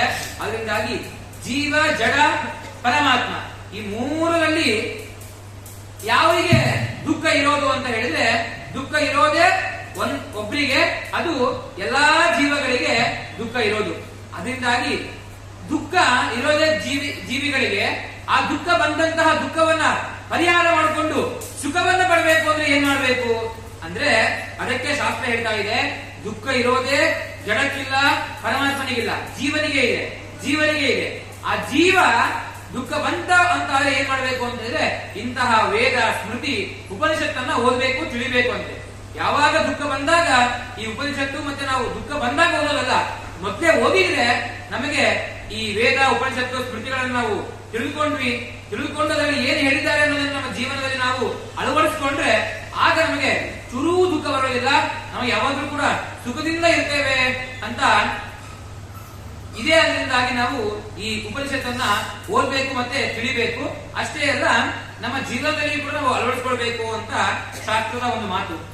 ಇನ್ನು ಉಪನಿಷತ್ ಬಗ್ಗೆ ಹೇಳಬೇಕು ಅಂತ ಹೇಳಿದ್ರೆ ನಮಗೆ ಒಟ್ಟು 4 ಇದೆ. ವೇದಗಳು 4 ರೂಪದಿಂದ ಸಿಗುತ್ತೆ ನಮಗೆ, 4 ರೀತಿಯಾಗಿದೆ. ಯಾವ್ದ್ಯಾವುದು ಅಂತ ಹೇಳಿದ್ರೆ ಒಂದು ಸಂಹಿತ, ಇನ್ನೊಂದು ಬ್ರಾಹ್ಮಣ, ಇನ್ನೊಂದು ಆರಣ್ಯಕ, ಕೊನೆಯದಾಗಿ ಉಪನಿಷತ್ತು ಅಂತ ಹೇಳಿ. ಸಂಹಿತ ಅಂದ್ರೆ ಏನು ಅಂತ ಹೇಳೋದನ್ನ ತಿಳಿಸ್ತಾ ಇದ್ದಾರೆ. ಸಂಹಿತ ಅಂತ ಹೇಳಿದ್ರೆ ವೇದಗಳು. ಈಗ ನಾವು ಮನೆಯಲ್ಲಿ ಪೂಜೆ ಆಗಬೇಕಾದ್ರೆ ಪುರುಷ ಸೂಕ್ತ, ಶ್ರೀ ಸೂಕ್ತ, ಮನು ಸೂಕ್ತ ಇವನ್ನೆಲ್ಲ ಕೂಡ ಹೇಳಿರ್ತೇವೆ, ತಿಳಿದಿರ್ತೇವೆ. ಇದೇ ವೇದ. ಮೊದಲೇದು ವೇದ ಅಂದ್ರೆ ತಿಳಿಯಿತು. ಇನ್ನು ಸಂಹಿತ ಅಂದ್ರೆ ತಿಳಿಯಿತು. ಇನ್ನು ಬ್ರಾಹ್ಮಣ ಅಂತ ಹೇಳಿದ್ರೆ ಏನು ಅಂತ ತಿಳಿಸ್ತಾ ಇದ್ದಾರೆ. ಬ್ರಾಹ್ಮಣ ಅಂತ ಹೇಳಿದ್ರೆ ಈಗ ಅನೇಕ ಮಂತ್ರಗಳಿವೆ, ಅನೇಕ ವೇದ ಮಂತ್ರಗಳಿವೆ. ಆ ವೇದ ಮಂತ್ರಗಳನ್ನ ಯಾವ್ಯಾವ ಸಮಯದಲ್ಲಿ ಬಳಸಬೇಕು ಅಂತ ತಿಳಿಸೋದೇ ಈ ಬ್ರಾಹ್ಮಣ. ಇನ್ನು ಆರಣ್ಯಕ ಅಂತ ಹೇಳಿದ್ರೆ ಏನು ಅಂತ ಹೇಳಿದ್ರೆ ಕೊನೆಯದು ವಾನಪ್ರಸ್ಥ ಅಂತ ಹೇಳಿದ ಆಶ್ರಮ. ವಾನಪ್ರಸ್ಥ ಅಂತ ಹೇಳಿದ ಆಶ್ರಮ ಬರ್ತಲ್ವಾ, ಆ ಸಮಯದಲ್ಲಿ ನಾವು ಅರಣ್ಯದಲ್ಲಿ ಹೋಗಿ, ಕಾಡಿನಲ್ಲಿ ಹೋಗಿ ಕೆಲವು ಮಂತ್ರಗಳನ್ನ ಪಠನೆ ಮಾಡ್ಬೇಕಂತೆ. ಅದು ಯಾವ ಯಾವ ಮಂತ್ರಗಳು ಬರುತ್ತಲ್ವಾ ಆ ಮಂತ್ರಗಳೇ ಆರಣ್ಯಕ ಅಂತೇಳಿ. ಕೊನೆಯದಾಗಿ ಉಪನಿಷತ್ತು ಅಂತ ಹೇಳಿದ್ರು. ಉಪನಿಷತ್ತು ಅಂತ ಹೇಳಿದ್ರೆ ಏನು ಅಂತ ಹೇಳಿದ್ರೆ ತಿಳಿಸ್ತಾ ಇದ್ದಾರೆ. ಒಂದು ಉಪ ಅಂತ ಹೇಳಿದ್ರೆ ಎತ್ತರ ಅಂತಾನೂ ಹೌದು, ಅದೇ ರೀತಿಯಾಗಿ ಸಮೀಪನು ಅಂತಾನೂ ಹೌದು. ಉಪ ಅಂತ ಹೇಳಿದ್ರೆ ಸಮೀಪ, ಭಗವಂತನ ಸಮೀಪಕ್ಕೆ ಕರೆದುಕೊಂಡು ಹೋಗೋದು, ಮತ್ತೆ ಎತ್ತರ ಸ್ಥಾನಕ್ಕೆ ಕರ್ಕೊಂಡು ಹೋಗೋದು ಉಪನಿಷತ್ತು. ಅಷ್ಟೇ ಅಲ್ಲ, ಪರಮಾತ್ಮನ ಬಗ್ಗೆ, ದೇವನ ಬಗ್ಗೆ, ಪರಮಾತ್ಮನ ಬಗ್ಗೆ ತಿಳಿಸೋದೇ ಈ ಉಪನಿಷತ್ತಾಗಿದೆ ಅಂತ ಹೇಳ್ತಾ ಇದ್ದಾರೆ. ಈ ಉಪನಿಷತ್ತು 10 ಉಪನಿಷತ್ತು ನಮಗೆ ಸಿಗುತ್ತೆ. ಆ 10 ಉಪನಿಷತ್ತಿನಲ್ಲಿ ಪ್ರಮುಖ ಅಂತ ಹೇಳಿದ್ರೆ 3. ಆ 3ರಲ್ಲಿಯೂ ಕೂಡ ಒಂದು ಕಾಡಕೋಪನಿಷತ್ತು ಕೂಡ ಒಂದು ಸೇರಿದೆ. ಇನ್ನು ಯಾವ್ಯಾವ ಉಪನಿಷತ್ತು ಯಾವ್ಯಾವ ವೇದ ಭಾಗದಲ್ಲಿ ಸೇರುತ್ತೆ ಅನ್ನೋದನ್ನ ನೋಡೋಣ. ಮೊದಲನೇದಾಗಿ ನಮಗೆ ವೇದ ಅಂತಂದ್ರೆ 4. ಒಂದು ಋಗ್ವೇದ, ಯಜುರ್ವೇದ, ಸಾಮವೇದ, ಅಥರ್ವಣ ವೇದ ಅಂತ ಹೇಳಿ 4 ವೇದಗಳಿದೆ. ಮೊದಲಲ್ಲಿ ಐತರೋಪನಿಷತ್ತು. ಇಡೀ ಐತರೋಪನಿಷತ್ನಲ್ಲಿ ಋಗ್ವೇದ ಬಗ್ಗೆನೇ ತಿಳಿಸಿದ್ದಾರೆ. ಋಗ್ವೇದ ಒಂದು ಭಾಗ ಈ ಐತರೋಪನಿಷತ್ತು. ಇನ್ನು ಯಜುರ್ವೇದದಲ್ಲಿ 2 ಶಾಖೆ, ಒಂದು ಶುಕ್ಲ ಯಜುರ್ವೇದ, ಅದೇ ರೀತಿಯಾಗಿ ಕೃಷ್ಣ ಯಜುರ್ವೇದ ಅಂತ ಹೇಳಿ 2 ಶಾಖೆ. ನಾವೆಲ್ಲರೂ ಕೂಡ ಶುಕ್ಲ ಯಜುರ್ವೇದಿಗಳಾಗಿದ್ದೇವೆ. ಇನ್ನು ಆ ಶುಕ್ಲ ಯಜುರ್ವೇದದಲ್ಲಿ ಏನು ಯಾವುದಕ್ಕೆ ಸಂಬಂಧಪಟ್ಟಿದ್ದು ಅಂತ ಹೇಳಿದ್ರೆ ಈಶಾವಾಸ್ಯ ಉಪನಿಷತ್ತು, ಅದೇ ರೀತಿಯಾಗಿ ಬೃಹದಾರಣ್ಯಕೋಪನಿಷತ್ತಿಗೆ ಸಂಬಂಧಪಟ್ಟಿದ್ದು ಯಾವುದು ಅಂತ ಹೇಳಿದ್ರೆ ಈ ಶುಕ್ಲ ಯಜುರ್ವೇದ ಅಂತ ತಿಳಿಸ್ತಾರೆ. ಇನ್ನು ತೈತರೇಯ ಉಪನಿಷತ್ತು ಮತ್ತೆ ಕಠೋಪನಿಷತ್ತು, ಈಗ ಪ್ರವಚನ ಆಗುವಂತಹ 3 ದಿನಗಳು ಪ್ರವಚನ ಆಗುವಂತಹ ಉಪನಿಷತ್ತು ಕಠೋಪನಿಷತ್ತು ಮತ್ತೆ ತೈತರೇಯ ಉಪನಿಷತ್ತು ಎಲ್ಲಿ ಅಂತ ಹೇಳಿದ್ರೆ ಕೃಷ್ಣ ಯಜುರ್ವೇದ ಅಲ್ಲಿ ಬರುತ್ತೆ. ಇನ್ನು ಸಾಮವೇದವನ್ನೇ ತಿಳಿಸೋದು ಯಾರು ಅಂತ ಹೇಳಿದ್ರೆ ಒಂದು ತಲವಕಾರ ಉಪನಿಷತ್ತು ಮತ್ತೆ ಚಾಂದ್ರೋಗ್ಯ ಉಪನಿಷತ್ತು ಈ ಸಾಮವೇದವನ್ನ ತಿಳಿಸುತ್ತೆ. ಕೊನೆಯದಾಗಿ ಅಥರ್ವಣ ವೇದ, ಇದು ಯಾವುದು ಅಂತ ಹೇಳಿದ್ರೆ ಮಂಡೂಕ ಮತ್ತೆ ಮಾಂಡೂಕ, ಈ 2 ಉಪನಿಷತ್ತುಗಳನ್ನ ತಿಳಿಸೋದು ಯಾವುದು ಅಂತ ಹೇಳಿದ್ರೆ ಈ ಅಥರ್ವಣ ವೇದ ಅಂತ ಹೇಳಿದ್ರು. ಇನ್ನು ಕೊನೆಯದಾಗಿ ಈಗ ಉಪನಿಷತ್ತು ಬಗ್ಗೆ ತಿಳಿದಿವಿ. ಈಗ ಕಠೋಪನಿಷತ್ತು, ಕಾಡಕೋಪನಿಷತ್ ಬಗ್ಗೆ ತಿಳಿಯೋಣ. ಮೊದಲಿಗೆ ಕಟ ಅಂತ ಹೇಳಿದ್ರು. ಕಟ ಅಂತ ಹೇಳಿದ್ರೆ ಏನು ಅಂತ ತಿಳಿಸ್ತಾ ಇದ್ದಾರೆ. ಕಟ ಅನ್ನೋದಕ್ಕೆ ಸಂಸ್ಕೃತದಲ್ಲಿ 2 ಅರ್ಥ ಇದೆ. ಒಂದು ಕಟ ಅಂತ ಹೇಳಿ ಋಷಿಗಳ ಹೆಸರು ಹೋಗುದು, ಒಬ್ಬರು ಋಷಿಗಳ ಹೆಸರು ಕಠೋಪನಿಷತ್ತು. ಆ ಋಷಿಗಳ ಒಂದು ಅನುಗ್ರಹದಿಂದ ಬಂದಿದೆ, ಅದರಿಂದಾಗಿ ಕಠೋಪನಿಷತ್ತು ಅಂತ ಹೇಳಿ ಹೆಸರು ಬಂದಿದೆ. ಮತ್ತೆ ಯಾಕೆ ಇದಕ್ಕೆ ಕಠೋಪನಿಷತ್ತು ಅಂತ ಹೇಳಿದ್ರೆ ತಿಳಿಸ್ತಾ ಇದ್ದಾರೆ. ಕಟ ಅಂತ ಹೇಳಿದ್ರೆ ಕಷ್ಟ ಅಂತ ಹೇಳಿ ಅರ್ಥ, ಕಟ ಅಂತ ಹೇಳಿದ್ರೆ ಕಷ್ಟ ಅಂತ ಹೇಳಿ ಅರ್ಥ. ಇದನ್ನು ನಮಗೆ ತಿಳಿಲಿಕ್ಕೆ ಕಷ್ಟ ಇದೆ. ಯಾಕೆ ಅಂತ ಹೇಳಿದ್ರೆ ಮುಂದೆ ಇಡೀ ಕಠೋಪನಿಷತ್ನಲ್ಲಿ ಏನು ಪ್ರಮುಖವಾಗಿ ಮುಖ್ಯವಾಗಿ ಏನು ಹೇಳ್ತಾ ಇದ್ದಾರೆ ಅಂತ ಹೇಳಿದ್ರೆ ಯಮಧರ್ಮರಾಜ ನಚಿಕೇತ ಎಂಬ ಪುಟ್ಟ ಬಾಲಕನಿಗೆ ಒಂದು 3 ವರಗಳನ್ನು ಕೊಡ್ತಾನೆ. ಆ 3 ವರಗಳ ಬಗ್ಗೆ ವಿವರಣೆಯಾಗಿ ಈ ಕಠೋಪನಿಷತ್ ಇದೆ. ಆ 3 ವರಗಳು, ಕೊನೆಯ ವರ ಮಾತ್ರ ನಮಗೆ ತಿಳಿಲಿಕ್ಕೆ ಸಾಧ್ಯನೇ ಇಲ್ಲ, ಕಷ್ಟ ಆಗಿದೆ. ಅದಕ್ಕೋಸ್ಕರ ಇದಕ್ಕೆ ಕಠೋಪನಿಷತ್ತು ಅಂತ ಹೆಸರು ಅಂತ ತಿಳಿಸ್ತಾರೆ. ಇನ್ನು ಈ ಪ್ರತಿಯೊಂದು ಉಪನಿಷತ್ತಿಗೂ ಕೂಡ ಮಂತ್ರ, ಶಾಂತಿ ಮಂತ್ರ ಎಂಬುದು ಪ್ರಾರಂಭದಲ್ಲಿ ಹೇಳ್ತಾರೆ. ಈ ಕಠೋಪನಿಷತ್ಗೆ ಪ್ರಾರಂಭದಲ್ಲಿ ಶಾಂತಿ ಮಂತ್ರ ಯಾವುದು ಅಂತ ಹೇಳಿದ್ರೆ ಸಾಮಾನ್ಯವಾಗಿ ಇಲ್ಲೂ ಕೂಡ ನಾವು ಎಲ್ಲಾ ಶಾಲೆಗಳಲ್ಲಿ, ಪ್ರತಿಯೊಂದು ಜಿಲ್ಲೆ, ತಾಲೂಕು, ಹಳ್ಳಿ, ಪ್ರತಿಯೊಂದು ಶಾಲೆಗಳಲ್ಲಿ ಕೇಳಿರ್ತೇವೆ ಒಂದು ಮಂತ್ರವನ್ನ. ಅದೇ ಯಾವ ಮಂತ್ರ ಅಂತ ಹೇಳಿದ್ರೆ ಈ ಕಠೋಪನಿಷತ್ತಿನ ಶಾಂತಿ ಮಂತ್ರ. ಅದನ್ನ ತಿಳಿಸ್ತಾ ಇದ್ದಾರೆ. ಯಾವುದು ಅಂತ ಹೇಳಿದ್ರೆ ಓಂ ಸಹನಾವತು ಸಹನೋ ಪುನಕ್ತು ಸಹ ವೀರ್ಯಂ ಕರವಾವಹೈ ತೇಜಸ್ವಿನಾವಧೀತಮಸ್ತು ಮಾ ವಿದ್ವಿಷಾವಹೈ ಓಂ ಶಾಂತಿ ಶಾಂತಿ ಶಾಂತಿ ಅಂತ ಶಾಂತಿ ಮಂತ್ರವನ್ನ, ಕಠೋಪನಿಷತ್ತಿನ ಶಾಂತಿ ಮಂತ್ರವನ್ನ ತಿಳಿಸಿದ್ರು. ಏನು ಈ ಶಾಂತಿ ಮಂತ್ರದ ಅರ್ಥ ಏನು ಅಂತ ಬಿಡಿಸ್ತಾ ಇದ್ದಾರೆ. ಮೊದಲಿಗೆ ಸಹನಾವತು ಅಂತ ಹೇಳಿದ್ರು. ಅಲ್ಲಿ ಸಹನಾವತು ಅಂತ ಹೇಳಿದ್ರೆ ಸಹನೌವತು ಅಂದ್ರೆ ನಮ್ಮಿಬ್ಬರನ್ನ ಯಾರು ಈ ಮಂತ್ರವನ್ನ ಯಾರು ಹೇಳ್ಬೇಕು ಅಂತ ಹೇಳಿದ್ರೆ ಗುರು ಮತ್ತೆ ಶಿಷ್ಯರು ಹೇಳ್ಬೇಕಂತೆ. ಗುರು ಮತ್ತೆ ಶಿಷ್ಯರು ಈ 2 ಮಂತ್ರಗಳನ್ನ ಹೇಳ್ಬೇಕು. ಗುರು ಮತ್ತೆ ಶಿಷ್ಯ, ಗುರುಗಳು ಹೇಳ್ತಾ ಇದ್ದಾರೆ ಅವತ್ತು ನಮ್ಮಿಬ್ಬರನ್ನ, ಗುರು ಮತ್ತೆ ಶಿಷ್ಯರನ್ನ ಭಗವಂತ ಪ್ರವೇಶ ಮಾಡಬೇಕು. ಪರಮಾತ್ಮ ನಮ್ಮಿಬ್ಬರಲ್ಲಿ ಅವನು ಪ್ರವೇಶ ಮಾಡಬೇಕು. ಕೇವಲ ನಮ್ಮಿಬ್ಬರಲ್ಲಿ ಆ ಭಗವಂತ ಪ್ರವೇಶ ಮಾಡೋದಷ್ಟೇ ಅಲ್ಲ, ಪ್ರವೇಶ ಮಾಡಿ ಏನು ಉಪನಿಷತ್ತು ಯಾವ ಯಾವ ಅರ್ಥಗಳನ್ನ ಹೇಳ್ತಾ ಇದೆ ಅಲ್ವಾ, ಆ ಎಲ್ಲಾ ಅರ್ಥಗಳನ್ನ ಕಷ್ಟ ಇಲ್ಲ, ಸುಲಭವಾಗಿ ನಮ್ಮ ತಲೆಯಲ್ಲಿ ಮೂಡಬೇಕು. ಅದು ಸುಲಭವಾಗಿ ನಮ್ಮ ತಲೆಯಲ್ಲಿ ಮೂಡಬೇಕು. ಮೂಡಬೇಕು ಅಂತ ಹೇಳಿದ್ರೆ ಪರಮಾತ್ಮ ನಮ್ಮಿಬ್ಬರಲ್ಲಿಯೂ ಕೂಡ ಬರಬೇಕು. ಅಂತಹ ಪರಮಾತ್ಮ ಸಹನೌ ಅವತು, ನಮ್ಮಿಬ್ಬರಲ್ಲಿ ಬರಲಿ ಅಂತ ಮೊದಲಿಗೆ ಹೇಳಿದ್ರು. ಇನ್ನು ಸಹನೌ ಭುನಕ್ತು, ಏನು ಸಹನೌ ಭುನಕ್ತು ಅಂತ ಹೇಳಿದ್ರೆ ನಮ್ಮಿಬ್ಬರನ್ನ ಆ ಭಗವಂತ ಕಾಪಾಡಬೇಕು, ರಕ್ಷಿಸಬೇಕು ಅಂತ ಕೇಳ್ತಾ ಇದ್ದಾರೆ. ಇನ್ನು ಸಹವೀರ್ಯಂ ಕರವಾವಹಿ, ಏನು ಸಹವೀರ್ಯಂ ಅಂದ್ರೆ ಏನು ಅಂತ ಹೇಳಿದ್ರೆ ವೀರ್ಯ ಅನ್ನೋ ಶಬ್ದಕ್ಕೆ ಶಕ್ತಿ ಅಂತ ಇದೆ. ನಮ್ಮಿಬ್ಬರಿಗೆ ಶಕ್ತಿಯನ್ನ ಕೊಡಬೇಕು. ಎಂತಹ ಶಕ್ತಿ? ಕೇವಲ ಶಕ್ತಿ ಅಲ್ಲ, ಜ್ಞಾನವೆಂಬ ಶಕ್ತಿಯನ್ನ ನಮ್ಮಿಬ್ಬರಿಗೆ ಆ ಭಗವಂತ ಕೊಡಬೇಕು. ಇನ್ನು ತೇಜಸ್ವಿನಾವ ಭೀತಮಸ್ತು, ಇಷ್ಟೇ ಅಲ್ಲ, ಭಗವಂತ ನಮ್ಮಲ್ಲಿ ಬರಬೇಕು, ನಮ್ಮಲ್ಲಿ ಬಂದು ಆ ಉಪನಿಷತ್ತಿನ ಅರ್ಥವನ್ನ ನಮ್ಮ ತಲೆಯಲ್ಲಿ ಸಲೀಸಾಗಿ ನಮಗೆ ಬರಬೇಕು. ಅದೇ ರೀತಿಯಾಗಿ ನಮ್ಮನ್ನ ರಕ್ಷಿಸಬೇಕು. ಇಷ್ಟೇ ಅಲ್ಲ, ನಾವು ಯಾವಾಗ ಓದ್ತೇವೋ, ಯಾವಾಗ ಆ ಉಪನಿಷತ್ತುಗಳ ತಿಳಿತೇವೋ, ಆವಾಗ ನಮ್ಮಲ್ಲಿ ನಮ್ಮ ಮುಖದಲ್ಲಿ ತೇಜಸ್ಸು ಬರಬೇಕು. ಸಹವೀರ್ಯಂ ತೇಜಸ್ವಿನಾವ ಧೀತಮಸ್ತು, ನಮ್ಮಲ್ಲಿ ನಮ್ಮ ಮುಖದಲ್ಲಿ ತೇಜಸ್ಸು ಬರಬೇಕು. ಮತ್ತೆ ಕೊನೆಯದಾಗಿ ಹೇಳ್ತಾ ಇದ್ದಾರೆ ಮಾವಿದ್ವಿ ಶಾವಹಿ, ಇದು ಮುಖ್ಯವಾಗಿ ಕೊನೆಗೆ ಹೇಳಿದ್ರು. ಏನು ಮಾವಿದ್ವಿ ಶಾವಹಿ ಅಂತ ಹೇಳಿದ್ರೆ ಆಶ್ಚರ್ಯ ಪಡಬಹುದು ನಾವು. ಈಗಿನ ಸಮಯದಲ್ಲಿ ಯಾವ ರೀತಿಯಾಗಿ ಆಗ್ತಾ ಇದೆ ಅಂತ ಹೇಳಿದ್ರೆ, ಈಗಿನ ಕಾಲದಲ್ಲಿ ಒಬ್ಬ ಗುರು ತನ್ನ ಶಿಷ್ಯನಿಗೆ ಎಲ್ಲಾ ಪಾಠವನ್ನ ಎಲ್ಲವನ್ನೂ ಕೂಡ ಅವನು ಶಿಷ್ಯ ಇರಬೇಕಾದ್ರಿಂದ ದೊಡ್ಡವನಾಗಬೇಕಾದ್ರೂ ಕೂಡ ಎಲ್ಲವನ್ನೂ ಕೂಡ ಪ್ರತಿಯೊಂದನ್ನ ಗುರುಗಳು ತಿಳಿಸಿರ್ತಾರೆ ಶಿಷ್ಯನಿಗೆ. ಯಾವಾಗ ಶಿಷ್ಯ ದೊಡ್ಡವನಾಗ್ತಾನೋ, ಅವನಿಗೆ ಅಂತ ಒಂದು ಕೆಲಸ ಸಿಗುತ್ತೋ, ಆವಾಗ ಆ ಶಿಷ್ಯನಿಗೆ ಒಂದು ಅಹಂಕಾರ ಬಂದು ಗುರುಗಳನ್ನೇ ಮರೆಯುವಂತಹ ಒಂದು ಪರಿಸ್ಥಿತಿ ಈಗಿನ ಕಾಲ ಘಟ್ಟದಲ್ಲಿ ಬಂದಿದೆ. ಅದರಿಂದಾಗಿ ಕೊನೆಯದಾಗಿ ಅವರು ಕೇಳಿದ್ರು ಮಾ ವಿದ್ವಿಷಾವಹಿ, ನಮ್ಮಿಬ್ಬರಲ್ಲಿ ಯಾವತ್ತೂ ಕೂಡ ದ್ವೇಷ ಮೂಡಲೇಬಾರದು. ಯಾವಾಗ ದ್ವೇಷ ಮೂಡುತ್ತೋ ಆವಾಗ ಗುರು ಶಿಷ್ಯರ ಬಾಂಧವ್ಯ ಕೆಡುತ್ತೆ. ಅಂತಹ ದ್ವೇಷ ನಮ್ಮಿಬ್ಬರಲ್ಲಿ ಬರಲೇಬಾರದು ಅಂತ ಅಲ್ಲಿ ಮೊದಲಿಗೆ ಋಷಿಗಳು ಕೇಳ್ತಾ ಇದ್ದಾರೆ. ಮಾ ವಿದ್ವಿಷಾವಹಿ, ನನ್ನಲ್ಲಿ ಮತ್ತೆ ನನ್ನ ಶಿಷ್ಯನಲ್ಲಿ ಒಂದೂ ಕೂಡ ದ್ವೇಷ, ಒಂದು ಅಂಶ ಕೂಡ ದ್ವೇಷ ಬರಬಾರದು ಅಂತ ತಿಳಿಸಿದ್ರು. ಕೊನೆಯದಾಗಿ ಓಂ ಶಾಂತಿ ಶಾಂತಿ ಶಾಂತಿ ಅಂತ ಹೇಳಿದ್ರು. ಏನು ಶಾಂತಿ ಶಾಂತಿ ಶಾಂತಿ ಅಂತ ಹೇಳಿದ್ರೆ ಏನು ಅನ್ನೋದನ್ನು ತಿಳಿಸ್ತಾ ಇದ್ದಾರೆ. ಶಾಂತವಾಗಿರ್ಬೇಕಾ? ಅಲ್ಲ.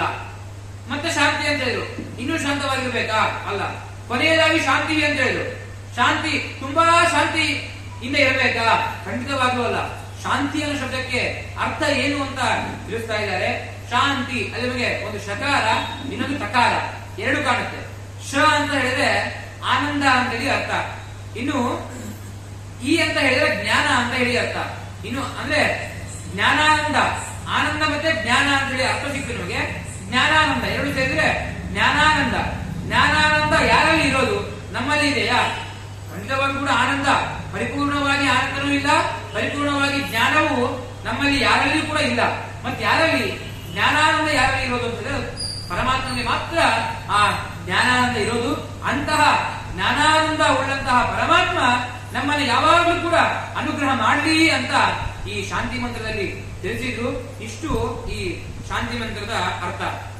ಇನ್ನು ಪ್ರತಿಯೊಂದು ಮಂತ್ರಕ್ಕೂ ಋಷಿ ಮತ್ತೆ ದೇವತಾ ಮತ್ತೆ ಛಂದಸ್ಸು ಅಂತ ಮೂರು ಇದ್ದೇ ಇರುತ್ತೆ. ಕೇವಲ ನಾವು ಯಾವುದೋ ಒಂದು ಮಂತ್ರವನ್ನ, ಈಗ ನಾವು ಮನೆಯಲ್ಲಿ ಪುರುಷ ಸೂಕ್ತ ಶ್ರೀ ಸೂಕ್ತವನ್ನ ಹೇಳಬೇಕಾದ್ರೆ ಪ್ರಾರಂಭದಲ್ಲಿ ನಾವು ಹಿರಣ್ಯವರ್ಣದ ಶ್ರೀ ಸೂಕ್ತ ಶುರು ಮಾಡ್ತೀವಿ ಅಂತ ಆದ್ರೆ ತಪ್ಪು. ಯಾಕೆ ಅಂತ ಹೇಳಿದ್ರೆ ಮೊದಲಿಗೆ ನಾವು ಆ ಮಂತ್ರಕ್ಕೆ ಯಾರು ಋಷಿ, ಆ ಮಂತ್ರಕ್ಕೆ ಯಾರು ದೇವತೆ, ಆ ಮಂತ್ರಕ್ಕೆ ಏನು ಛಂದಸ್ಸು ಯಾವುದು ಅನ್ನೋದನ್ನ ಹೇಳಿಕೊಂಡು ನಂತರದಲ್ಲಿ ನಾವು ಮಂತ್ರವನ್ನ ಪ್ರಾರಂಭ ಮಾಡಬೇಕು. ಎಲ್ಲಾ ಉಪನಿಷತ್ತುಗಳಿಗೂ ಕೂಡ ಒಬ್ಬೊಬ್ಬ ದೇವತೆ, ಒಬ್ಬೊಬ್ಬ ಋಷಿ, ಅದೇ ರೀತಿಯಾಗಿ ಛಂದಸ್ಸು ಅಂತ ಮೂರು ಇದೆ. ಈ ಕಠೋಪನಿಷತ್ಗೆ ಯಾರು ಋಷಿ ಯಾರು ಅಂತ ಹೇಳಿದ್ರೆ ತಿಳಿಸ್ತಾ ಇದ್ದಾರೆ. ಇಲ್ಲಿ ಋಷಿ ಯಾರೂ ಅಲ್ಲ, ಯಮಧರ್ಮರಾಜನೇ ಋಷಿ. ಯಾಕೆ ಅಂತ ಹೇಳಿದ್ರೆ ಯಮಧರ್ಮರಾಜನೇ ನಚಿಕೇತನಿಗೆ ಉಪದೇಶ ಮಾಡುವಂತಹ ಒಂದು ಇಡೀ ಪ್ರಸಂಗ ಈ ಕಠೋಪನಿಷತ್ತಲ್ಲಿ ಬರುತ್ತೆ. ಅದರಿಂದಾಗಿ ಈ ಉಪನಿಷತ್ಗೆ ಋಷಿ ಯಾರು ಅಂತ ಹೇಳಿದ್ರೆ ಅದು ಯಮಧರ್ಮರಾಜ. ಇನ್ನು ಎರಡನೇದಾಗಿ ಛಂದಸ್ಸು. ಛಂದಸ್ಸು ಯಾವುದು ಅಂತ ಹೇಳಿದ್ರೆ ಛಂದಸ್ಸು ಯಾವ ರೀತಿಯಾಗಿ ಕಂಡು ಹಿಡಿಯೋದು ಅಂತ ಹೇಳಿದ್ರೆ ಕೆಲವೊಂದು ಶ್ಲೋಕ ರೂಪದಲ್ಲಿ ಇರುತ್ತೆ, ಇನ್ನೊಂದು ಶ್ಲೋಕ ರೂಪದಲ್ಲಿ ಇರುತ್ತೆ, ದೊಡ್ಡದಾಗಿರುತ್ತೆ, ಇನ್ನೊಂದು ವೇದ ಮಂತ್ರ ರೂಪದಲ್ಲಿ ಇರುತ್ತೆ. ಇಲ್ಲಿ ಅನುಷ್ಠುಪ್ ಛಂದಸ್ಸು ಈ ಉಪನಿಷತ್ತಿಗೆ ಛಂದಸ್ಸಾಗಿದೆ. ಇನ್ನು ದೇವತೆ ಯಾರು ಅಂತ ಅನುಷ್ಠುಪ್ ಮತ್ತೆ ಜಗತಿ ಇವೆರಡೂ ಕೂಡ ಇಲ್ಲಿ ಛಂದಸ್ಸಾಗಿದೆ. ಇನ್ನು ದೇವತೆ ಯಾರು ಅಂತ ಹೇಳಿದ್ರೆ ಮುಖ್ಯವಾಗಿ ದೇವತೆ ಇಲ್ಲಿ ತಿಳಿಸ್ತಾ ಇದ್ದಾರೆ. ವಾಮನ ರೂಪಿಯಾದಂತಹ ಪರಮಾತ್ಮ ಈ ಉಪನಿಷತ್ತಿಗೆ ದೇವತೆ. ನಮ್ಮ ಪುಣ್ಯ ಏನು ಅಂತ ಹೇಳಿದ್ರೆ ವಾಮನ ರೂಪಿಯಾದಂತಹ ಪರಮಾತ್ಮ ಈ ಉಪನಿಷತ್ತಿಗೆ ದೇವತೆ ಆಗಿದ್ದಾನೆ. ಅಂತಹ ಒಂದು ಉಪನಿಷತ್ತನ್ನ ಈ ಭಾದ್ರಪದ ಮಾಸದಲ್ಲಿ, ಅಂದ್ರೆ ಆ ವಾಮನ ರೂಪಿಯಾದಂತಹ ಭಗವಂತ ಅವತಾರ ಮಾಡಿದ್ದು ಇದೇ ಭಾದ್ರಪದ ಮಾಸದಲ್ಲಿ. ಅಂತಹ ವಾಮನ ರೂಪಿಯಾದಂತಹ ಭಗವಂತ ಅವತಾರ ಮಾಡಿ ಅದೇ ಮಾಸದಲ್ಲಿ ಒಂದು ಉಪನಿಷತ್ತಿಗೆ ದೇವತೆಯಾದಂತಹ ವಾಮನ ರೂಪಿ ದೇವತೆಯ ಭಕ್ತಿ ನಾವು ತಿಳಿತಾ ಇದ್ದೀವಿ ಅಂತ ಹೇಳಿದ್ರೆ ಯಾವುದೋ ಜನ್ಮದ ಒಂದು ಪುಣ್ಯ ನಮಗೆ ದೊರಕಿದೆ. ಅದರಿಂದಾಗಿ ಅಂತಹ ವಾಮನ ರೂಪಿ ಪರಮಾತ್ಮ ನಮಗೆಲ್ಲರೂ ಕೂಡ ಅನುಗ್ರಹ ಮಾಡಲಿ ಅಂತ ಕೇಳ್ತಾ, ಈ ಉಪನಿಷತ್ತಿಗೆ ದೇವತೆ ವಾಮನ ರೂಪಿ ಪರಮಾತ್ಮ ದೇವತೆ. ಇನ್ನೂ ಎಷ್ಟು ವಿಶೇಷತೆ ಅಂತ ಹೇಳಿದ್ರೆ, ಕೇವಲ ನಾವು ಭಾಗವತ ಮಾಸದಲ್ಲಿ ಅಷ್ಟೇ ಹುಟ್ಟಿದ್ದಾರೆ ಅಂದ್ರೆ ಅವತಾರ ಮಾಡಿದ್ದು, ಮತ್ತೆ ಅದೇ ಮಾಸದಲ್ಲಿ ಅವತಾರ ಮಾಡಿ ಅದೇ ಉಪನಿಷತ್ತಿಗೆ ದೇವತೆಯಾದಂತಹ ವಾಮನ ರೂಪಿ ಪರಮಾತ್ಮನ ಬಗ್ಗೆ ತಿಳಿತಾ ಇದ್ದೇವೆ. ಮತ್ತೆ ಅಷ್ಟೇ ಅಲ್ಲ, ಇದು ಯಾವ ಮನ್ವಂತರ? ವೈವಸ್ವತ ಮನ್ವಂತರ. ಒಂದೊಂದು ಮನ್ವಂತರಕ್ಕೆ ಒಬ್ಬೊಬ್ಬ ದೇವತೆ ಒಬ್ಬೊಬ್ಬ ದೇವತೆ ಅಧಿಕಾರವನ್ನ ವಹಿಸ್ತಾರೆ. ಈಗ ನಡೆಯುವಂತಹ ಮನ್ವಂತರ ಯಾವುದು ಅಂತ ಹೇಳಿದ್ರೆ ವೈವಸ್ವತ ಮನ್ವಂತರ. ಒಂದೊಂದು ಮನ್ವಂತರಿಗೆ ಉಪೇಂದ್ರ ಅಂತ ಹೇಳಿದ್ರೆ ಇಂದ್ರ, ಇಂದ್ರನಿಗೂ ಕೂಡ ದೊಡ್ಡವ ಉಪೇಂದ್ರ. ಒಂದೊಂದು ಮನ್ವಂತರಕ್ಕೆ ಉಪೇಂದ್ರ ಇರ್ತಾನೆ. ಈ ಮನ್ವಂತರಕ್ಕೆ, ಈಗ ನಡೆಯುವಂತಹ ವೈವಸ್ವತ ಮನ್ವಂತರಕ್ಕೆ ಯಾರು ಉಪೇಂದ್ರ ಅಂತ ಹೇಳಿದ್ರೆ ಇದೇ ವಾಮನ ರೂಪಿಯಾದಂತಹ ಭಗವಂತನೇ ನಮಗೆ ಈ ಉಪೇಂದ್ರನಾಗಿದ್ದಾನೆ. ಅಂತಹ ವೈವಸ್ವತ ಮನ್ವಂತರಿನ ದೇವತೆ ಉಪೇಂದ್ರ ಈ ಉಪನಿಷತ್ತಿಗೆ, ಕಾಟಕೋಪನಿಷತ್ತಿಗೆ ದೇವತೆಯಾಗಿದ್ದಾನೆ. ಇಷ್ಟು ಈ ಉಪನಿಷತ್ತು ಮತ್ತೆ ಕಾಟಕೋಪನಿಷತ್ತು ಬಗ್ಗೆ ತಿಳಿದಿವೆ. ಈಗ ಈ ಉಪನಿಷತ್ತನ್ನ ಪ್ರವೇಶ ಮಾಡೋಣ. ಮುಖ್ಯವಾಗಿ ಕಠೋಪನಿಷತ್ನಲ್ಲಿ ಏನಿದೆ ಅನ್ನೋದನ್ನ ಸಂಕ್ಷಿಪ್ತವಾಗಿ ತಿಳ್ಕೊಂಡು ಮತ್ತೆ 3 ದಿನದಲ್ಲಿ ವಿವರಣೆಯಾಗಿ ತಿಳಿಯೋಣ. ಮೊದಲನೇದಾಗಿ ಇಷ್ಟೇ, ಒಬ್ಬ ಋಷಿ ಇರ್ತಾನೆ, ಒಬ್ಬ ರಾಜನೂ ಹೌದು ಋಷಿನಿ ಹೌದು. ಅವನು ಏನ್ ಮಾಡ್ತಾನೆ ಅಂತ ಹೇಳಿದ್ರೆ ಎಲ್ಲವನ್ನೂ ಕೂಡ ಒಬ್ಬರಿಗೆ ದಾನ ಮಾಡ್ತೇನೆ ಅಂತ ಹೇಳಿ ದಾನವನ್ನು ಮಾಡ್ಬಿಡ್ತಾನೆ. ದಾನವನ್ನ ಮಾಡ್ತಾ ಮಾಡ್ತಾ ಅವನ ಮಗನಿಗೆ ಶಾಪವನ್ನು ಕೊಡ್ತಾನೆ. ಶಾಪವನ್ನ ಕೊಟ್ಟು ಅವನು ಯಮಲೋಕಕ್ಕೆ ಹೋಗ್ತಾನೆ. ಯಮಲೋಕಕ್ಕೆ ಹೋದಾಗ ಆ ಯಮನಿಂದ 3 ವರವನ್ನ ಪಡಿತಾನೆ. ಆ 3 ವರಗಳು ಏನು ಅನ್ನೋದೇ ಈ ಇಡೀ ಉಪನಿಷತ್ತಾಗಿದೆ. ಮೊದಲನೇದಾಗಿ ಉಪನಿಷತ್ತ ಪ್ರಾರಂಭ ಮಂತ್ರ ಶುರು ಆಗ್ತಾ ಇದೆ. ಉಷನ್ಹವೈ ವಾದಶ್ರವಸಃ ಸರ್ವ ವೇದ ಸಂದದೌ ತಸ್ಯ ನಚಿಕೇತ ನಾಮ ಪುತ್ರ ಆಸ ತಮ್ಮ ಕುಮಾರಂ ಸಂತಂ ದಕ್ಷಿಣಾಸು ಧೀಯಮಾನಾಸು ಶಬ್ದ ಅವಿವೇಶ ಅಂತ ಹೇಳಿದ್ರು. ಅಂದ್ರೆ ವಾದಶ್ರವ ಅಂತ ಹೇಳಿ ಒಬ್ಬ ಋಷಿ, ಒಬ್ಬ ಬ್ರಾಹ್ಮಣ. ವಾದಶ್ರವ ಅಂತ ಹೇಳಿ ಋಷಿ, ಆ ಋಷಿಯ ಮರಿಮೊಮ್ಮಗ, ಮಗ ಅಲ್ಲ ಮೊಮ್ಮಗ ಅಲ್ಲ, ಮರಿಮೊಮ್ಮಗ. ಆ ವಾದಶ್ರವನ ಮರಿಮೊಮ್ಮಗ ಉದ್ಧಾರಕ ಅಂತ ಹೇಳಿ ಒಬ್ಬ. ಆ ಉದ್ಧಾರಕ ಏನ್ ಮಾಡ್ತಾನೆ ಅಂತ ಹೇಳಿದ್ರೆ ಎಲ್ಲವನ್ನೂ ಕೂಡ ನನಗೆ ಸಾಕು, ಇಷ್ಟೇ ಜೀವನ ಸಾಕು, ಇನ್ನು ನಾನು ಬದುಕಿರೋಲ್ಲ, ಎಲ್ಲವನ್ನೂ ಕೂಡ ನಾನು ದಾನವನ್ನ ಮಾಡ್ತೇನೆ, ನನಗೆ ಏನೇನಂತ ಇದೆ ಅದನ್ನೂ ಕೂಡ ದಾನವನ್ನ ಮಾಡ್ತೇನೆ ಅಂತ ಹೇಳಿ ಸಂಕಲ್ಪವನ್ನ ಮಾಡ್ತಾನೆ. ಯಾಕೆ ಎಲ್ಲವನ್ನೂ ಕೂಡ ದಾನವನ್ನ ಮಾಡ್ತೇನೆ ಅಂತ ಯಾಕೆ ಸಂಕಲ್ಪ ಮಾಡ್ತೇನೆ ಅಂತ ಹೇಳಿದ್ರೆ ದೇವತೆ ಅನುಗ್ರಹ ಬೇಕಾ? ದೇವರ ಅನುಗ್ರಹ ಬೇಕಾ? ಇಲ್ಲ. ಮತ್ತೇನು? ಅವನು ಸ್ವಾರ್ಥ ಇದೆ. ಏನು ಅಂತ ಹೇಳಿದ್ರೆ ನನಗೆ ಸ್ವರ್ಗ ಬೇಕು, ನನಗೆ ಸ್ವರ್ಗ ಬೇಕು, ಈ ಭೂಲೋಕ ಸಾಕಾಗಿದೆ, ನಾನು ಸ್ವರ್ಗದಲ್ಲಿ ವಾಸ ಮಾಡಬೇಕು, ಅದಕ್ಕೋಸ್ಕರವಾಗಿ ಇಡೀ ಸರ್ವಸ್ವವನ್ನ ನನಗಂತ ಏನೇ ಇದೆ ಎಲ್ಲವನ್ನೂ ಕೂಡ ನಾನು ಬ್ರಾಹ್ಮಣನಿಗೆ ದಾನವನ್ನ ಮಾಡ್ತೇನೆ ಅಂತ ಹೇಳಿ ಸಂಕಲ್ಪವನ್ನ ಮಾಡ್ತಾನೆ. ಆಯ್ತು, ದಾನವನ್ನ ಮಾಡ್ತೇನೆ ಅಂತ ಹೇಳಿ ಸಂಕಲ್ಪ ಮಾಡಿದ್ದಾನೆ. ಸಂಕಲ್ಪ ಮಾಡಿ ನಂತರದಲ್ಲಿ ಅವನು ದಾನವನ್ನ ಮಾಡ್ತಾ ಇದ್ದಾನೆ. ಏನ್ ದಾನವನ್ನ ಮಾಡ್ತಾ ಇದ್ದಾನೆ ಅಂತ ಹೇಳಿದ್ರೆ ಅದನ್ನ ಹೇಳಿದ್ರು. ಇಚ್ಛನು ವಾದಶ್ರವ ನಪ್ತಾದದು ಸರ್ವ ಸ್ವದಕ್ಷಿಣಾಂ, ಎಲ್ಲವನ್ನೂ ಕೂಡ ಸರ್ವಸ್ವ ಎಲ್ಲವನ್ನೂ ಕೂಡ ಅವನು ದಾನ ಮಾಡಬೇಕು ಅಂತ ಇಚ್ಛೆ ಪಡ್ತಾ ಇದ್ದಾನೆ. ದಾನವನ್ನು ಕೂಡ ಮಾಡ್ಲಿಕ್ಕೆ ಪ್ರಾರಂಭ ಮಾಡ್ತಾ ಇದ್ದಾನೆ. ಏನು ದಾನ ಮಾಡ್ತಿದ್ದಾನೆ ಅನ್ನೋದನ್ನ ನಮಗೆ ಉಪನಿಷತ್ ತಿಳಿಸ್ತಾ ಇದೆ. ಪೀತೋದಕ ಜಗ್ದತೃಣ ದುಗ್ಧದೋಹ ನಿರೀಂದ್ರಿಯಾ ಆನಂದ ನಾಮತೆ ಲೋಕಾಹ ತಾಂಸ ಗಚ್ಚತಿ ತಾ ದಧತ್ ಅಂತ ಹೇಳಿದ್ರು. ಏನು? ಹಸುಗಳನ್ನ, ಗೋವುಗಳನ್ನ ದಾನ ಮಾಡ್ತಾ ಇದ್ದಾನಂತೆ. ಆಗಿನ ಕಾಲದಲ್ಲಿ ಯಾರು ಶ್ರೀಮಂತರು ಅಂತ ಹೇಳಿದ್ರೆ, ಈಗಿನ ಕಾಲದಲ್ಲಿ ಯಾರ ಹತ್ರ ಒಂದು ದೊಡ್ಡ ಮನೆ, ಯಾರ ಹತ್ರ ಜಾಸ್ತಿ ದುಡ್ಡು, ಯಾರ ಹತ್ರ ಜಾಸ್ತಿ ಬಂಗಾರ ಇದು ಇದೆಯೋ ಅವರೇ ಶ್ರೀಮಂತರು ಅಂತ ನಾವು ಹೇಗೆ ತಿಳಿತೇವೋ ಅದೇ ರೀತಿಯಾಗಿ ಆಗಿನ ಕಾಲದಲ್ಲಿ ಯಾರು ಶ್ರೀಮಂತರು ಅಂತ ಹೇಳಿದ್ರೆ ಯಾರ ಹತ್ತಿರ ಗೋವುಗಳು ಜಾಸ್ತಿ ಇರುತ್ತೋ, ಯಾರ ಹತ್ತಿರ ಹಸುಗಳು ಜಾಸ್ತಿ ಇರುತ್ತೋ ಅವರು ಶ್ರೀಮಂತರು. ಇವನ ಹತ್ರ ಅಂದ್ರೆ ಈಗ ಒಬ್ಬರ ಹತ್ರ 1000 ಇರುತ್ತೆ ಅಂತಾದ್ರೆ ಇವನು ಶ್ರೀಮಂತ ಅಲ್ಲ. ಯಾರು 10,000 ಇರುತ್ತೋ ಅವನು ಶ್ರೀಮಂತ. ಅದೇ ರೀತಿಯಾಗಿ ಇವನ ಹತ್ರ, ಈ ಉದ್ಧಾರಕನ ಹತ್ರ 1000 ಹಸುಗಳು ಗೋವುಗಳು ಅವನ ಹತ್ರ ಇದೆ, ಅಂತಹ ಗೋವುಗಳನ್ನ ದಾನ ಮಾಡ್ತಾ ಇದ್ದಾನೆ. ಅವು ಎಂತಹ ಗೋವುಗಳು? ಈ ಗೋವುಗಳನ್ನ ದಾನ ಮಾಡ್ತಾನಲ್ವಾ, ಆ ದಾನ ಮಾಡೋದನ್ನ ಅವರ ಮಗ ನಚಿಕೇತ ಅಂತೇಳಿ ಮಕ್ಕಳು ಅವನಿಗೆ. ಶ್ವೇತಕೇತು ಮತ್ತೆ ನಚಿಕೇತ ಅಂತ ಇಬ್ರು ಮಕ್ಕಳು. ಮೊದಲಿಗೆ ಅಣ್ಣ ಶ್ವೇತಕೇತು, ಅವನು ಹೇಗೆ ಅಂತ ಹೇಳಿದ್ರೆ, ಕೇತು ಅಂತ ಹೇಳಿದ್ರೆ ಜ್ಞಾನ ಅಂದ್ರೆ ಅರ್ಥ ನಮಗೆ.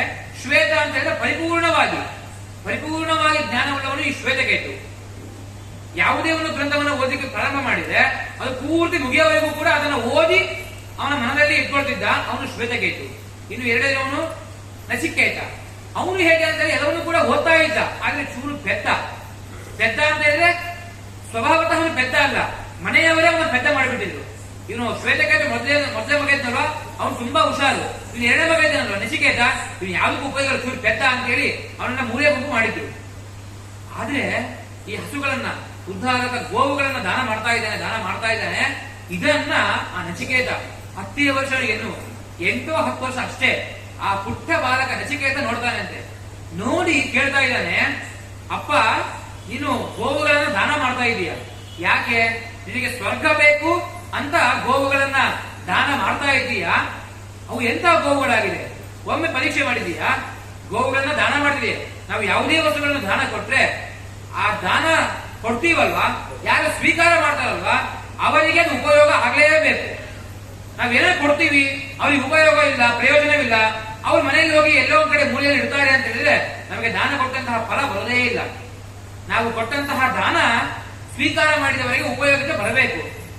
ನೀನು ಹಸುಗಳನ್ನ ದಾನ ಮಾಡ್ತಾ ಇದ್ದೀಯಾ, ಆ ಹಸುಗಳು ದಾನ ತೆಗೆದುಕೊಂಡವರಿಗೆ ಚೂರು ಉಪಯೋಗ ಇಲ್ಲ, ಯಾಕೆ ಅಂತ ಕೇಳ್ತಾ ಇದ್ದಾನೆ. ಆಗ ಅವನು ಹೇಳ್ತಾನೆ, ಚಿಕ್ಕ ಪುಟ್ಟ ಬಾಲಕ ಹೇಳ್ತಾ ಇದ್ದಾನೆ, ಪೀತೋದಕ, ಎಷ್ಟು ಹಾಲು ಕೊಡಬೇಕೋ ಅಷ್ಟು ಹಾಲು ಕೊಟ್ಟು ಮುಗಿಸಿಬಿಟ್ಟಿದೆ, ಇನ್ನು ಹಾಲು ಕೊಡ್ಲಿಕ್ಕೆ ಸಾಧ್ಯನೇ ಇಲ್ಲ. ಆ ಗೋವು ಎಷ್ಟು ಹಾಲು ಕೊಡಬೇಕೋ ಅಷ್ಟು ಹಾಲು ಕೊಟ್ಟಾಗಿದೆ, ಇನ್ನು ಜೀವನದಲ್ಲಿ ಹಾಲು ಕೊಡ್ಲಿಕ್ಕೆ ಸಾಧ್ಯನೇ ಇಲ್ಲ. ಅಂತಹ ಗೋವುಗಳನ್ನ ದಾನ ಮಾಡ್ತಾ ಇದೀಯಾ, ವಯಸ್ಸಾದಂತಹ ಗೋವುಗಳನ್ನ. ಪೀತೋದಕ, ದಗ್ಧ ತೃಣ, ಹುಲ್ಲನ್ನ ತಿನ್ಲಿಕ್ಕೆ ಸಾಧ್ಯ ಆಗ್ತಾ ಇಲ್ಲ, ಹುಲ್ಲನ್ನ ಕಡಿಲಿಕ್ಕೆ ಅಗಿಲಿಕ್ಕೆ ಸಾಧ್ಯ ಆಗ್ತಾ ಇಲ್ಲ. ಯಾವಾಗ ಹುಲ್ಲನ್ನ ತಿನ್ಲಿಕ್ಕೆ ಸಾಧ್ಯನೋ ಆವಾಗ ಮಾತ್ರ ಹಾಲನ್ನ ಕೊಡ್ಲಿಕ್ಕೆ ಸಾಧ್ಯ. ಹುಲ್ಲನ್ನೇ ತಿನ್ಲಿಕ್ಕೆ ಆಗ್ತಾ ಇಲ್ಲ, ಹಾಲನ್ನ ಕೊಡ್ಲಿಕ್ಕೂ ಆಗ್ತಾ ಇಲ್ಲ.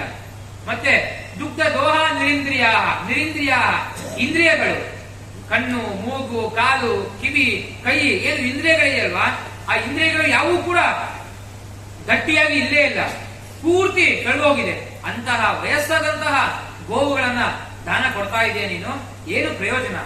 ನಾವು ದಾನವನ್ನ ಕೊಟ್ವಿ ಅಂತ ಆದ್ರೆ ಅದು ಅವರಿಗೆ ಪ್ರಯೋಜನ ಆಗ್ಬೇಕು. ಅವುಗಳನ್ನ ಕೊಡೋದ್ರಿಂದಾಗಿ ಏನೂ ಪ್ರಯೋಜನ ಇಲ್ಲ ಅಂತ ಹೇಳಿ ಮುಂದೆ ಒಂದು ಮಾತನ್ನ ಹೇಳ್ತಾ ಇದ್ದಾನೆ.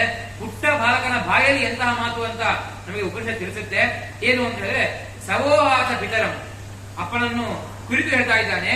ಪಿತರಂ, ತಾತ ಅಂದ್ರೆ ಅಪ್ಪ, ಕಸ್ಮೈ ಮಾ ದಾಸ್ಯತಿ, ನೀವು ಅಂತಹ ಗೋವುಗಳನ್ನು ಕೊಡೋದಕ್ಕಿಂತ ಹಾಲನ್ನೇ ಕೊಡ್ತಾ ಇಲ್ಲ, ನೀರನ್ನು ಕುಡಿತಾ ಇಲ್ಲ, ಹುಲ್ಲನ್ನು ತಿಂತಾ ಇಲ್ಲ, ಇಂದ್ರಿಯಗಳೆಲ್ಲವೂ ಕೂಡ ಹೋಗ್ಬಿಟ್ಟಿದೆ. ಅಂತಹ ಗೋವುಗಳನ್ನ ದಾನ ಕೊಡೋದಕ್ಕಿಂತ ಬಿಟ್ಟು ನನ್ನನ್ನ ದಾನ ಕೊಟ್ಬಿಡು, ನಾನಾದ್ರೂ ಕೂಡ ಅವರಿಗೆ ಏನೋ ಒಂದು ಕೆಲಸವನ್ನ ಮಾಡಿ ಅವರಿಗೆ ಪ್ರಯೋಜನ ಆಗ್ತೇನೆ. ಒಮ್ಮೆ ಕೇಳ್ದ, ಏನೋ ಪುಟ್ಟ ಬಾಲಕ ಕೇಳ್ತಾ ಇದ್ದಾನೆ ಅಂತ ಹೇಳಿ ತಲೆಗೆ ಹಾಕೊಂಡೇ ಇಲ್ಲ. ಅವನಿಗೇನು, ನಾನು ಸ್ವರ್ಗಕ್ಕೆ ಹೋಗ್ಬೇಕು ಅಷ್ಟೇ ತಲೆಯಲ್ಲಿ. ನಮಗೂ ಅಷ್ಟೇ ಅಲ್ವಾ, ಏನಾದ್ರೂ ಒಂದು ಕೆಲಸ ಮಾಡ್ಬೇಕು ಅಂತ ನಮ್ಮ ತಂದೆ ತಾಯಿಗಳಲ್ಲಿ ಮನೋಭಾವ ಇದ್ರೆ ಮಕ್ಕಳು ಬಂದು ಏನ್ ಕೇಳಿದ್ರು ಕೂಡ ಆ ಕಡೆ ಗಮನನೇ ಕೊಡೋದಿಲ್ಲ. ಅವ್ರು ಓದ್ತಾ ಇದ್ದಾರೋ, ಆಟ ಆಡ್ತಾ ಇದ್ದಾರೋ, ಏನ್ ಮಾಡ್ತಾ ಇದ್ದಾರೋ ಗೊತ್ತೇ ನಮಗೆ.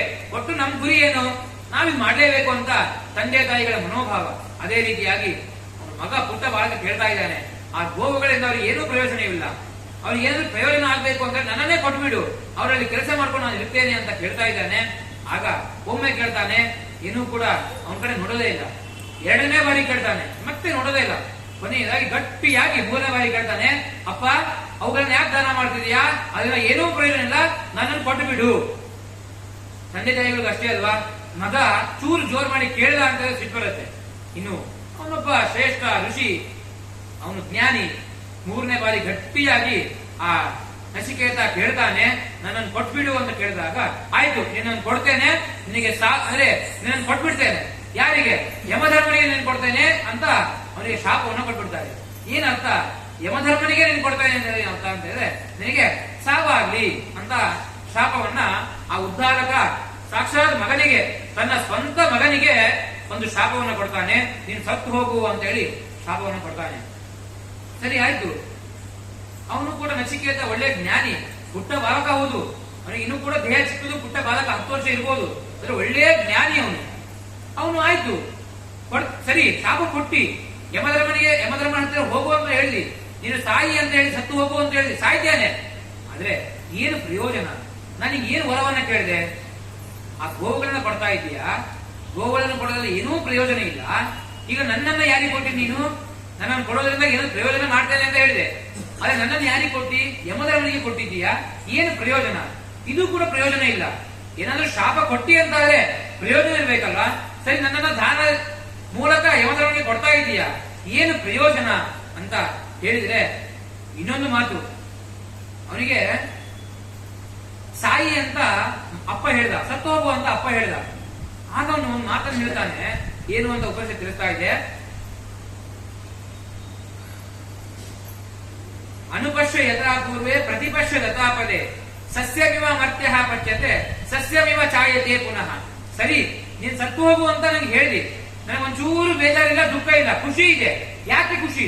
ನಮ್ಗೆ ಯಾರು ಕೂಡ ಈಗ ಯಾರೋ ನಮ್ಮ ಹಿರಿಯರಿಗೆ ಅನಾರೋಗ್ಯ ಬಂದಿದೆ, ಅವರು ದವಾಖಾನೆಯಲ್ಲಿ ಹಾಸ್ಪಿಟಲ್ ಇದ್ದಾರೆ, ಡಾಕ್ಟರ್ ಬಂದು ಹೇಳ್ತಾರೆ ನಮಗೆ ಇನ್ನೂ ಉಳಿಯಲ್ಲಪ್ಪ, ನಿಮ್ ಹಿರಿಯರು ಹೋಗ್ತಾರೆ, ತಂದೆ ತಾಯಿಗಳೋ ತಾತನೋ ಇನ್ನವರೆಲ್ಲ ಬದುಕಲಿಕ್ಕೆ ಸಾಧ್ಯ ಇಲ್ಲ, ಸಾಯ್ತಾರೆ ಅಂತ ಒಂದು ಮಾತು ಹೇಳಿದ್ರೆ ಎಷ್ಟೋ ದುಃಖ ಬಂದ್ಬಿಡುತ್ತೆ ನಮಗೆ. ಅಯ್ಯೋ ವಯಸ್ಸಾಗಿದೆ ಅವರಿಗೆ ಅಂತ ತಲೆಯಲ್ಲಿ ಇಲ್ಲೇ ಇಲ್ಲ, ನಮ್ಮವರು ಸಾಯ್ತಾರಲ್ವಾ ಅಂತ ದುಃಖ ಬರುತ್ತೆ. ಆದ್ರೆ ಅವನು ಇನ್ನು ಪುಟ್ಟ ಬಾಲಕ, 10 ವರ್ಷ ಅವನಿಗೆ ಭೂಮಿಗೆ ಬಂದು 10 ವರ್ಷ ಆಗಿದೆ. ಅವನಿಗೆ ಸಾಯಿ ಅಂತ ಅಪ್ಪ ಹೇಳಿದಾನೆ, ಸಾಕ್ಷಾತ್ ಅಪ್ಪ ಹೇಳಿದಾನೆ, ಅವನಿಗೆ ಒಂಚೂರು ದುಃಖ ಇಲ್ಲ. ಅವನು ಹೇಳಿದ ಎಂತ ಮಾತು ಹೇಳಿದ ಅಂತ ಹೇಳಿದ್ರೆ, ಸಸ್ಯಮಿವ ಮರ್ತ್ಯ ಪಚ್ಯತೆ ಸಸ್ಯಮಿವ ಜಾಯತೆ ಪುನಃ. ಒಂದು ಸಸ್ಯ ಇದೆ, ಅದು ಏನು ಅಂದ್ರೆ ಇಲ್ಲೇ ನೋಡಿ, ಒಂದು ಎಲೆ, ಮರದ ಎಲೆ ಇದೆ, ಮರದ ಎಲೆ ಬಾಡಿ ಒಂದು ಎಲೆ ಕೆಳಗೆ ಬಿದ್ದೋಗುತ್ತೆ, ಕೆಳಗೆ ಬಿದ್ದೋದ್ರೆ ಮತ್ತೆ ಇನ್ನೊಂದು ಹೊಸದಾಗಿ ಎಲೆ ಮೂಡುತ್ತೆ. ಇನ್ನೊಂದು ಮತ್ತೆ ನಮಗೆ ಉಪನಿಷತ್ತು ತಿಳಿಸ್ತಾ ಇದೆ, ಒಂದು ಸಸ್ಯವನ್ನ, ಯಾವುದೋ ಒಂದು ಸಸ್ಯವನ್ನ ಹೊರಗಡೆಯಿಂದ ಖರೀದಿ ಮಾಡಿಕೊಂಡು ಅಥವಾ ನಮ್ಮ ಹೊಲದಲ್ಲಿಯೇ ನಾವು ಬಿತ್ತಿದ್ವಿ ಅಂತ ಆದ್ರೆ ಅಲ್ಲಿಂದ ತೆಗೆದುಕೊಂಡು ಮನೆಗೆ ಬರ್ತೇವೆ. ಮನೆಗೆ ಬಂದು ಏನ್ ಮಾಡ್ತೇವೆ, ಆ ಸಸ್ಯವನ್ನ ಏನೋ ಒಂದು ತಿನ್ನುವ ಪದಾರ್ಥಕ್ಕೆ ಮಿಕ್ಸ್ ಮಾಡಿ ಅದನ್ನ ಕಾಯಿಸಿ ಅದಕ್ಕೆ ಚೂರು ಉಪ್ಪು ಖಾರ ಏನೇನೋ ಹಾಕಿ ನಮ್ಮ ರುಚಿಗೆ ಯಾವ ರೀತಿಯಾಗಿ ಬೇಕೋ ಅಷ್ಟೆಲ್ಲ ಮಾಡಿಕೊಂಡು ಆ ಸಸ್ಯವನ್ನೇ ತಿಂತೇವೆ. ಎಲ್ಲಾ ಪುರುಷರು ಆ ಸಸ್ಯವನ್ನೇ ತಿಂತೀರಾ. ತಿಂದ ಮೇಲೆ ಏನಾಗಿದೆ, ನಮಗೆ ಸಸ್ಯವನ್ನ ತಿಂದ್ವಿ, ಅದೇ ನಮ್ಮ ವೀರ್ಯಾಗಿ, ಅದೇ ನಮ್ಮ ಸ್ತ್ರೀಯಲ್ಲಿ, ನಮ್ಮ ಹೆಂಡತಿಯಲ್ಲಿ ಹೋಗಿ ಅದೇ ಸಸ್ಯ, ನಾವು ತಿಂದಂತಹ ಸಸ್ಯ ನಮ್ಮ ವೀರ್ಯವಾಗಿ ಹೆಂಡತಿಯ ಗರ್ಭದಲ್ಲಿ ಹೋಗಿ ಆ ಗರ್ಭದಲ್ಲಿ ಒಂದು ಪುಟ್ಟ ಮಗುವಾಗಿ ಹೊರಗೆ ಬರುತ್ತೆ. ಅದೇ ಸಸಿ ಏನಾಯ್ತು, ಒಂದು ಮಗುವಾಗಿ ಬಂತು. ಆ ಸಸಿಗೆ ದುಃಖ ಇದೆನಾ? ಅಯ್ಯೋ, ನನ್ನ ಸಸಿಯನ್ನ ನನ್ನ ಕ್ಷೇತ್ರದಿಂದ ತೆಗೆದುಕೊಂಡು ಹೋದ್ರು, ಬೆಂಕಿಯಲ್ಲಿ ಹಾಕಿದ್ರು, ಏನೋ ಉಪ್ಪು ಖಾರ ಎಲ್ಲವನ್ನೂ ಹಾಕಿದ್ರು, ದುಃಖ ಬಂತ? ಒಂಚೂರು ದುಃಖ ಬರಲಿಲ್ಲ. ಯಾಕೆ? ಅದು ಮುಂದೆ ಗೊತ್ತಿದೆ. ಈ ಸಸ್ಯ ಅನ್ನೋ ಒಂದು ಆಭರಣ ಅಷ್ಟೇ ಅದು. ಈ ನಮ್ಗೆ ಏನೋ ಒಂದು ದೇಹ ಇದೆ ಅಲ್ವಾ, ಕೈ ಕಾಲು ಮುಖ ಏನಿದೆ ಅಲ್ವಾ, ಇದೊಂದು ಆಭರಣ. ನಾವು ಯಾವ ರೀತಿಯಾಗಿ ಸರವನ್ನು ಹಾಕೊಳ್ತೇವೋ ಅದೇ ರೀತಿಯಾಗಿ ಭಗವಂತ ಕೊಟ್ಟಂತ ಒಂದು ಆಭರಣ ಅಷ್ಟೇ ಇದು. ಇದೇ ನಮಗೆ ಶಾಶ್ವತ ಅಲ್ವೇ ಅಲ್ಲ. ಇವತ್ತು ಸತ್ವಿ ಅಂತ ಆದ್ರೆ ಇದು ಹೋಗುತ್ತೆ, ನಮ್ಮ ಜೀವ ಮಾತ್ರ ಇರೋದು. ಆ ಜೀವ ಮತ್ತೆ ಮುಂದೆ ಯಾವುದೋ ಒಂದು ಜನ್ಮದಲ್ಲಿ ಎಲೆಯಾಗಿ ಹುಡ್ತೇವೋ ಅಥವಾ ಏನೋ ಒಂದು ಪಕ್ಷಿನೋ ಅಥವಾ ಯಾವುದೋ ಒಂದು ಕ್ರಿಮಿ ಕೀಟನೋ ಮತ್ತೆ ಪುಣ್ಯ ಮಾಡಿದ್ರೆ ಇದೇ ರೀತಿಯಾದಂತಹ ಶರೀರ, ಇದೇ ಶರೀರ ಅಲ್ಲ, ಇದೇ ರೀತಿಯಾದಂತಹ ಶರೀರವೂ ಕೂಡ ಬರಬಹುದು. ಅಂತಹ ಜ್ಞಾನ ಉಳ್ಳವನು ಈ ನಚಿಕೇತ. ಅದರಿಂದಾಗಿ ಆ ಸಸ್ಯಗೆ ಯಾವ ರೀತಿಯಾಗಿ ಸಸ್ಯ ಅನ್ನುವ ಒಂದು ಆಭರಣ ಹೋಗಿ ಮತ್ತೆ ಮಾನವನ ಶರೀರ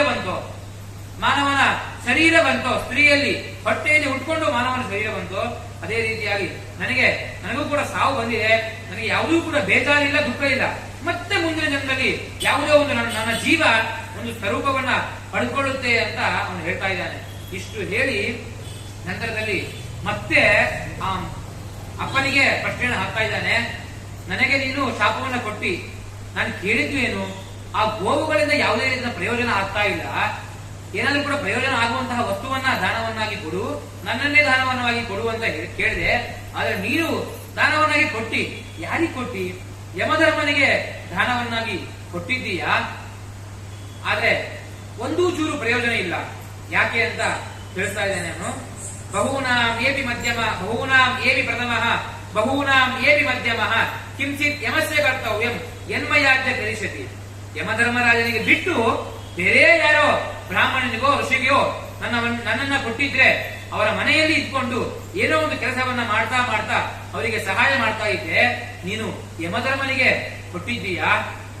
ಯಮಲೋಕಕ್ಕೆ ಹೋಗುವವರು ಕ್ಷಣ ಕ್ಷಣಕ್ಕೆ ಸಾವಿರಾರು ಮಂದಿ, ಲಕ್ಷ ಮಂದಿ ಒಂದು ಕ್ಷಣಕ್ಕೆ, ಈ ಕ್ಷಣಕ್ಕೆ ಲಕ್ಷ ಮಂದಿ ಹುಡ್ತಾರೆ, ಅದೇ ರೀತಿಯಾಗಿ ಲಕ್ಷ ಮಂದಿ ಸಾಯ್ತಾರೆ. ಈಗ ನನಗೆ ಸತ್ತು ಹೋಗುವಂತ ಶಾಪ ಕೊಟ್ಟಿದ್ದೀಯಾ? ಬಹೂನಾಂ ಏವಿ ಪ್ರಥಮಃ, ಎಷ್ಟೋ ಜನರು ನನಗಿಂತ ಒಂದು ಕ್ಷಣ ಮುಂಚೆ ಸತ್ತು ಯಮಲೋಕಕ್ಕೆ ಹೋಗ್ತಾ ಇದ್ದಾರೆ. ಎಷ್ಟು ಜ್ಞಾನ ಅವನಿಗೆ ಅಂತ ಹೇಳಿದ್ರೆ ಆಶ್ಚರ್ಯ ಅನ್ಸ್ಬೋದು. ಇಷ್ಟೆಲ್ಲ ಜ್ಞಾನ 10 ವರ್ಷ ಪುಟ್ಟ ಬಾಲಕನಿಗೆ. ನನ್ನ ಸಾವಿಗಿಂತ ಒಂದು ಕ್ಷಣ ಮುಂಚೆ ಎಷ್ಟೋ ಜನ ಸತ್ತು ಯಮಲೋಕಕ್ಕೆ ಹೋಗ್ತಾ ಇದ್ದಾರೆ. ಇನ್ನು ಎಷ್ಟೋ ಜನ ನಾನು ಸಾಯುವಂತಹ ಮರುಕ್ಷಣದಲ್ಲಿ ಸತ್ತು ಯಮಲೋಕಕ್ಕೆ ಹೋಗ್ತಾ ಇದ್ದಾರೆ. ಅಂತವರೆಲ್ಲ ಇರೋದೇ ಈ ಯಮಲೋಕದಲ್ಲಿ. ಇನ್ನು ಯಮಧರ್ಮರಾಜನಿಗೆ ಸೇವಕರು ಸ್ವಲ್ಪ ಜನನ, ಅವನಿಗೆ ಸಾಕಷ್ಟು ಜನರು ಸೇವಕರು ಇದ್ದಾರೆ. ಅಲ್ಲಿ ಹೋಗಿ ನಾನೇನ್ ಮಾಡ್ಲಿ? ಏನ್ ಮಾಡೋದಲ್ಲಿ? ನನಗಿಂತ ಮುಂದೆ ಎಲ್ಲರೂ ಕೂಡ ಹೋಗ್ತಾ ಇದ್ದಾರೆ, ನನ್ನ ಆದ್ಮೇಲೆ ಎಲ್ಲರೂ ಕೂಡ ಬರ್ತಾ ಇದ್ದಾರೆ. ಅಲ್ಲಿಯೇ ಸ್ವಲ್ಪ ಜನರು ಇದ್ದಾರೆ. ನಾನು ಹೋಗಿ ಆ ಯಮಧರ್ಮರಾಜನಿಗೆ ಏನು ಸೇವೆಯನ್ನು ಮಾಡ್ಲಿ ಅಂತ ಕೇಳ್ತಾನೆ. ಇಷ್ಟಲ್ಲ, ಮತ್ತೆ ಇನ್ನೂ ಒಂದು ಮಾತನ್ನು ಕೇಳ್ತಾ ಇದ್ದಾನೆ. ಒಂದು, ಯಮಧರ್ಮನ ಲೋಕಕ್ಕೆ ನಾನು ಹೋದೆ ಅಂತ ಆದ್ರೆ ಅವನು ನನಗೆ ಒಂದು ಸತ್ಕಾರವನ್ನ ಮಾಡ್ತಾನೆ. ಅದರಿಂದ ಅವನಿಗೇನು ಪ್ರಯೋಜನವಿಲ್ಲ, ನನಗೆ ಪ್ರಯೋಜನ. ನಾನು ಹೋಗಿ ಅವನಿಗೆ ಕೆಲಸವನ್ನ ಮಾಡಬೇಕಾ, ಅವನಿಗೆ ಸಹಾಯ ಮಾಡಬೇಕಾ? ತುಂಬಾ ಜನರಿದ್ದಾರೆ, ಕೆಲಸವನ್ನ ಮಾಡ್ಲಿಕ್ಕೂ ಸಾಧ್ಯ ಇಲ್ಲ. ಮತ್ತೆ ಈ ಮಾತಿನಿಂದ ಇನ್ನೊಂದು ಅರ್ಥ ಏನು ಅಂತ ಹೇಳಿದ್ರೆ, ನನಗೆ ಒಂಚೂರು ಬೇಜಾರಿಲ್ಲ, ದುಃಖ ಇಲ್ಲ. ನಾನು ಸತ್ತಿದ್ದೇನೆ, ಸಾಯ್ತೇನೆ ಅಂತ ಹೇಳಿ ಒಂಚೂರು ಕೂಡ ದುಃಖ ಬೇಜಾರಿಲ್ಲ. ಯಾಕೆ ಅಂತ ಹೇಳಿದ್ರೆ ನನಗಿಂತ ಮುಂಚೆ ಎಷ್ಟೋ ಲಕ್ಷ ಜನ ಸಾಯ್ತಾ ಇದ್ದಾರೆ. ನಾನು ಆದ್ಮೇಲೂ ಕೂಡ ಎಷ್ಟೋ ಲಕ್ಷ ಜನರು ಸಾಯ್ತಾ ಇದ್ದಾರೆ. ಅವರಲ್ಲೂ ಕೂಡ ನಾನು ಒಬ್ಬ.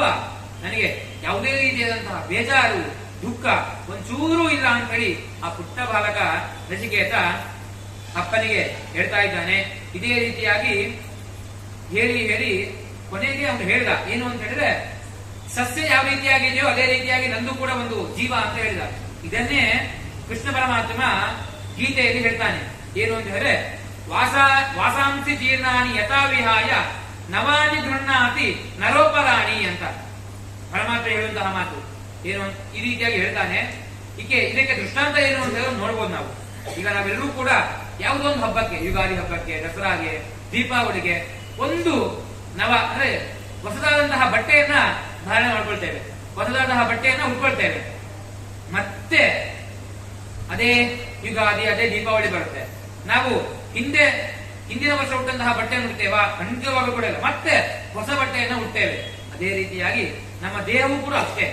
ನಮ್ಮ ಜೀವ ಇದೆ ಅಲ್ವಾ, ಆ ಜೀವಕ್ಕೆ ಈ ದೇಹ ಅಷ್ಟೇ ಬಂದಿದೆ. ಮತ್ತೆ ಮುಂದೆ ಜೀವಕ್ಕೆ ಇದೇ ದೇಹ ಬರೋದೇ ಇಲ್ಲ. ಮತ್ತೆ ಯಾವ ರೀತಿಯಾಗಿ ಹೊಸ ಬಟ್ಟೆಯನ್ನ ಉಟ್ಕೊಳ್ತೇವೋ ಅದೇ ರೀತಿಯಾಗಿ ಹೊಸ ಒಂದು ಸ್ವರೂಪವೇ, ಹೊಸ ಒಂದು ಆಭರಣವೇ ನಮಗೆ ಬರುತ್ತೆ ಹೊರತು ಇದೇ ಶಾಶ್ವತ ಅಲ್ಲ ಅಂತೇಳಿ ಭಗವಂತ ಹೇಳಿದ್ದಾನೆ. ಅದೇ ಮಾತನ್ನ ಈ ನಚಿಕೇತ ಪುಟ್ಟ ಬಾಲಕ ತನ್ನ ತಂದೆಗೆ ಹೇಳಿ ಕೊನೆಗೆ ಯಮಲೋಕಕ್ಕೆ ಹೋದ.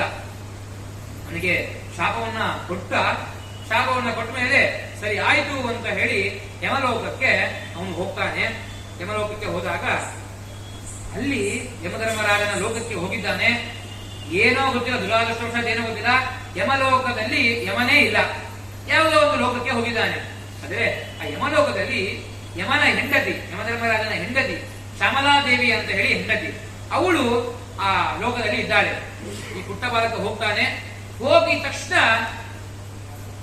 ಹಿಂದಿನವರದ್ದು ಅಂದ್ರೆ ನಮ್ಮ ಹಿಂದಿನವರನ್ನ ನೋಡಬಹುದು. ಅವರಲ್ಲಿ ಎಂತ ಸಂಸ್ಕಾರ ಅಂತ ಹೇಳಿದ್ರೆ, ನಮ್ಮ ಮನೆಗೆ ಯಾರಾದ್ರೂ ಕೂಡ ಒಬ್ರು ಅತಿಥಿಗಳು ಬಂದ್ರು ಅಂತ ಆದ್ರೆ ಅವರಿಗೆ ಏನೋ ಒಂದು ಸತ್ಕಾರವನ್ನ ಮಾಡ್ತಾರೆ. ಅದೇ ರೀತಿಯಾಗಿ ಈ ಯಾರೋ ಒಬ್ಬ ಪುಟ್ಟ ಬಾಲಕ ಜ್ಞಾನಿ ನಮ್ಮ ಲೋಕಕ್ಕೆ ಬಂದಿದ್ದಾನೆ ಅಂದ್ಕೊಂಡು ಯಮಧರ್ಮರಾಜನ ಹೆಂಡತಿ ಶ್ಯಾಮಲಾದೇವಿ ಏನ್ ಮಾಡ್ತಾರೆ ಅಂತ ಹೇಳಿದ್ರೆ, ಸತ್ಕಾರ ಮಾಡಬೇಕು ಅಂತ ಚೂರು ನೀರು ಆಹಾರವನ್ನ ಅವಳಿಗೆ ಕೊಡ್ತಾರೆ. ಒಳಗಡೆ ಬಂದು ನೀರು ಆಹಾರ ಸ್ವೀಕಾರ ಮಾಡಿ ಅಂತ ಕೇಳ್ತಾಳೆ. ಆಗ ಇನ್ನು ಹೇಳ್ತಾನೆ, ಯಮಧರ್ಮರಾಜ ಇಲ್ವಾ ಮನೆಯಲ್ಲಿ? ಇಲ್ಲ, ಎಲ್ಲೋ ಹೋಗಿದ್ದಾರೆ, ಬೇರೆ ಲೋಕಕ್ಕೆ ಹೋಗಿದ್ದಾರೆ. ಹೌದಾ? ಖಂಡಿತವಾಗಿ ಕೂಡ ನಮ್ಮ ಮನೆ ಒಳಗಡೆ ಪ್ರವೇಶ ಮಾಡೋದೇ ಇಲ್ಲ. ಒಂದು ಇದರಿಂದ ಏನ್ ತಿಳಿಬೇಕು ಅಂತ ಹೇಳಿದ್ರೆ, ಅನೇಕ ಘಟನೆಗಳಿಂದ, ಉಪನಿಷತ್ನಲ್ಲಿ ಬರುವಂತಹ ಒಂದೊಂದು ಘಟನೆಗಳಿಂದ ನಮ್ಮ ಜೀವನದಲ್ಲಿ ಕೂಡ ನಾವು ಅಳವಡಿಸಿಕೊಳ್ಳಲೇಬೇಕು. ಈಗ ಒಬ್ಬ ಪುರುಷ ಒಂದು ಮನೆಗೆ ಹೋಗ್ಬೇಕು ಅಂತ ಹೇಳಿದ್ರೆ ಆ ಮನೆಯಲ್ಲಿ ಪುರುಷ ಇರಲೇಬೇಕು. ಕೇವಲ ಸ್ತ್ರೀ ಇದ್ದಿಲ್ಲ ಅಂತ ಹೇಳಿದ್ರೆ ಆ ಮನೆಗೆ ಹೋಗಬಾರದು ಅನ್ನೋದನ್ನ ಈ ಒಂದು ಘಟನೆಯಿಂದ ತಿಳಿಬೇಕು ನಾವು. ನಚಿಕೇತ ಪುಟ್ಟ ಬಾಲಕ, ಅವನು ಯಮಧರ್ಮನ ಮನೆಗೆ ಹೋಗಿದ್ದಾನೆ. ಯಮಧರ್ಮರಾಜ ಇಲ್ಲ, ಒಳಗಡೆ ಬನ್ನಿ ಅಂತ ಹೇಳಿದ್ರೆ ನಾನು ಬರೋದೇ ಇಲ್ಲ. ಅಲ್ಲ, ಅವ್ರು ಬರೋದು ತುಂಬಾ ಹೊತ್ತಲ್ಲ, 3 ದಿನ ಆಗುತ್ತೆ. 3 ದಿನ ಅವ್ರು ಬರೋದೇ ಇಲ್ಲ, ನೀವು ಒಳಗಡೆ ಬನ್ನಿ ಅಂತ ಆ ಶ್ಯಾಮಲಾದೇವಿ ಕೇಳಿದ್ರೆ ಇಲ್ಲ ಬರೋದೇ ಇಲ್ಲ, ನಾವು ಹೊರಗಡೆ ಕೂತಿರ್ತೇನೆ ಅಂತ ಹೇಳಿ ಆ ಪುಟ್ಟ ಬಾಲಕ ನಚಿಕೇತ ಹೊರಗಡೆ ಕೂತಿದ್ದಾನೆ. ಹೊರಗಡೆ ಕೂತಿದ್ದಾರೆ, ಆಯ್ತು, ಅವರಿಗೆ ಏನಾದ್ರೂ ಕೂಡ ಉಪಚಾರ ಮಾಡ್ಬೇಕಲ್ವಾ ಅಂತ ಹೇಳಿ ನೀರು ಮತ್ತೆ ಒಂದು ಆಹಾರವನ್ನ ತೆಗೆದುಕೊಂಡು ಹೋಗಿ ಕೊಡ್ತಾಳೆ. ಬೇಡ ಬೇಡ, ನಾನು ಒಳಗಡೆನೂ ಬರೋದಿಲ್ಲ, ಈ ಸ್ವೀಕಾರನೂ ಕೂಡ ಮಾಡೋದಿಲ್ಲ. ಹೌದಾ, ನಮಗೂ ಕೂಡ ಆಶ್ಚರ್ಯ ಅನಿಸ್ಬೋದು. ಈ ರೀತಿಯಾಗಿ ಮತ್ತೆ ಸ್ವೀಕಾರ ಮಾಡಬಾರ್ದಾ ಅಂತ ಕೇಳಿದ್ರೆ ಖಂಡಿತವಾಗ್ಲೂ ಕೂಡ ನಾವೆಲ್ಲರೂ ಕೂಡ ಏನ್ ಮಾಡ್ಬೇಕು ಅಂತ ಹೇಳಿದ್ರೆ ಮೊದಲೇದಾಗಿ ಆ ಒಂದು ಅಂದ್ರೆ ಅಂಶವನ್ನ ನಾವು ನಮ್ಮ ಜೀವನ ಅಳವಡಿಸಲೇಬೇಕು. ಕೇವಲ ಸ್ತ್ರೀ ಇರುವಂತಹ ಮನೆಯಲ್ಲಿ ಹೋಗ್ಲೇಬಾರ್ದು. ಇನ್ನೊಂದು ಅತಿಥಿ ಸ್ವೀಕಾರ ಮಾಡಬೇಕು. ಅಂದ್ರೆ ಗಂಡ ಇಲ್ಲ, ಹೆಂಡತಿ ಅಷ್ಟೇ ಇದ್ದು ಅಂತ ಹೇಳಿದ್ರೆ ಒಬ್ಬ ಬ್ರಾಹ್ಮಣ ಅತಿಥಿ ಸ್ವೀಕಾರವನ್ನ ಮಾಡಬಹುದು ಅಂತ ನಮಗೆ ಶಾಸ್ತ್ರ ತಿಳಿಸಿದೆ. ಆದ್ರೆ ಇವನು ನಚಿಕೇತ ಯಾಕೆ ಅತಿಥಿ ಸ್ವೀಕಾರ ಮಾಡಲಿಲ್ಲ ಅಂತ ಹೇಳಿದ್ರೆ ಅದನ್ನು ಕೂಡ ಅವನಿಗೆ ಉಪದೇಶ ತಿಳಿಸ್ತಾ ಇದೆ. ಚೂರು ಕನಿಕರ ಉಂಟಾಗ್ಬೇಕಲ್ವಾ, ಯಮಧರ್ಮರಾಜ ಬರ್ತಾನೆ, ನನ್ನ ಮೇಲೆ ಪ್ರೇಮ ಉಂಟಾಗ್ಬೇಕು, ಅವನಿಗೆ ಪ್ರೀತಿ ಉಂಟಾಗ್ಬೇಕು. ಪುಟ್ಟ ಬಾಲಕ ಒಂದು 3 ದಿನ ಆದ್ರೂ ಕೂಡ ಏನು ತಿಂದೇ ಇಲ್ಲ, ಉಪವಾಸವಿದ್ದಾನೆ ಅಂತ ಹೇಳಿ ಚೂರು ಪ್ರೀತಿ ಬರ್ಬೇಕಲ್ವಾ. ಆ ಒಂದು ಉದ್ದೇಶದಿಂದ ನಾನು ಉಪವಾಸ ಇರ್ತೇನೆ ಅಂತ ಮನಸ್ಸಲ್ಲಿ ಅಂದ್ಕೊಂಡು 3 ದಿನ ಅಲ್ಲೇ ಕೂತಾನೆ. ಕೊನೆಗೆ 3ನೇ ದಿನ ಆಗುತ್ತೆ. 3ನೇ ದಿನ ಆದ ಮೇಲೆ ಆ ಯಮಧರ್ಮರಾಜ ಮನೆಗೆ ಬರ್ತಾನೆ.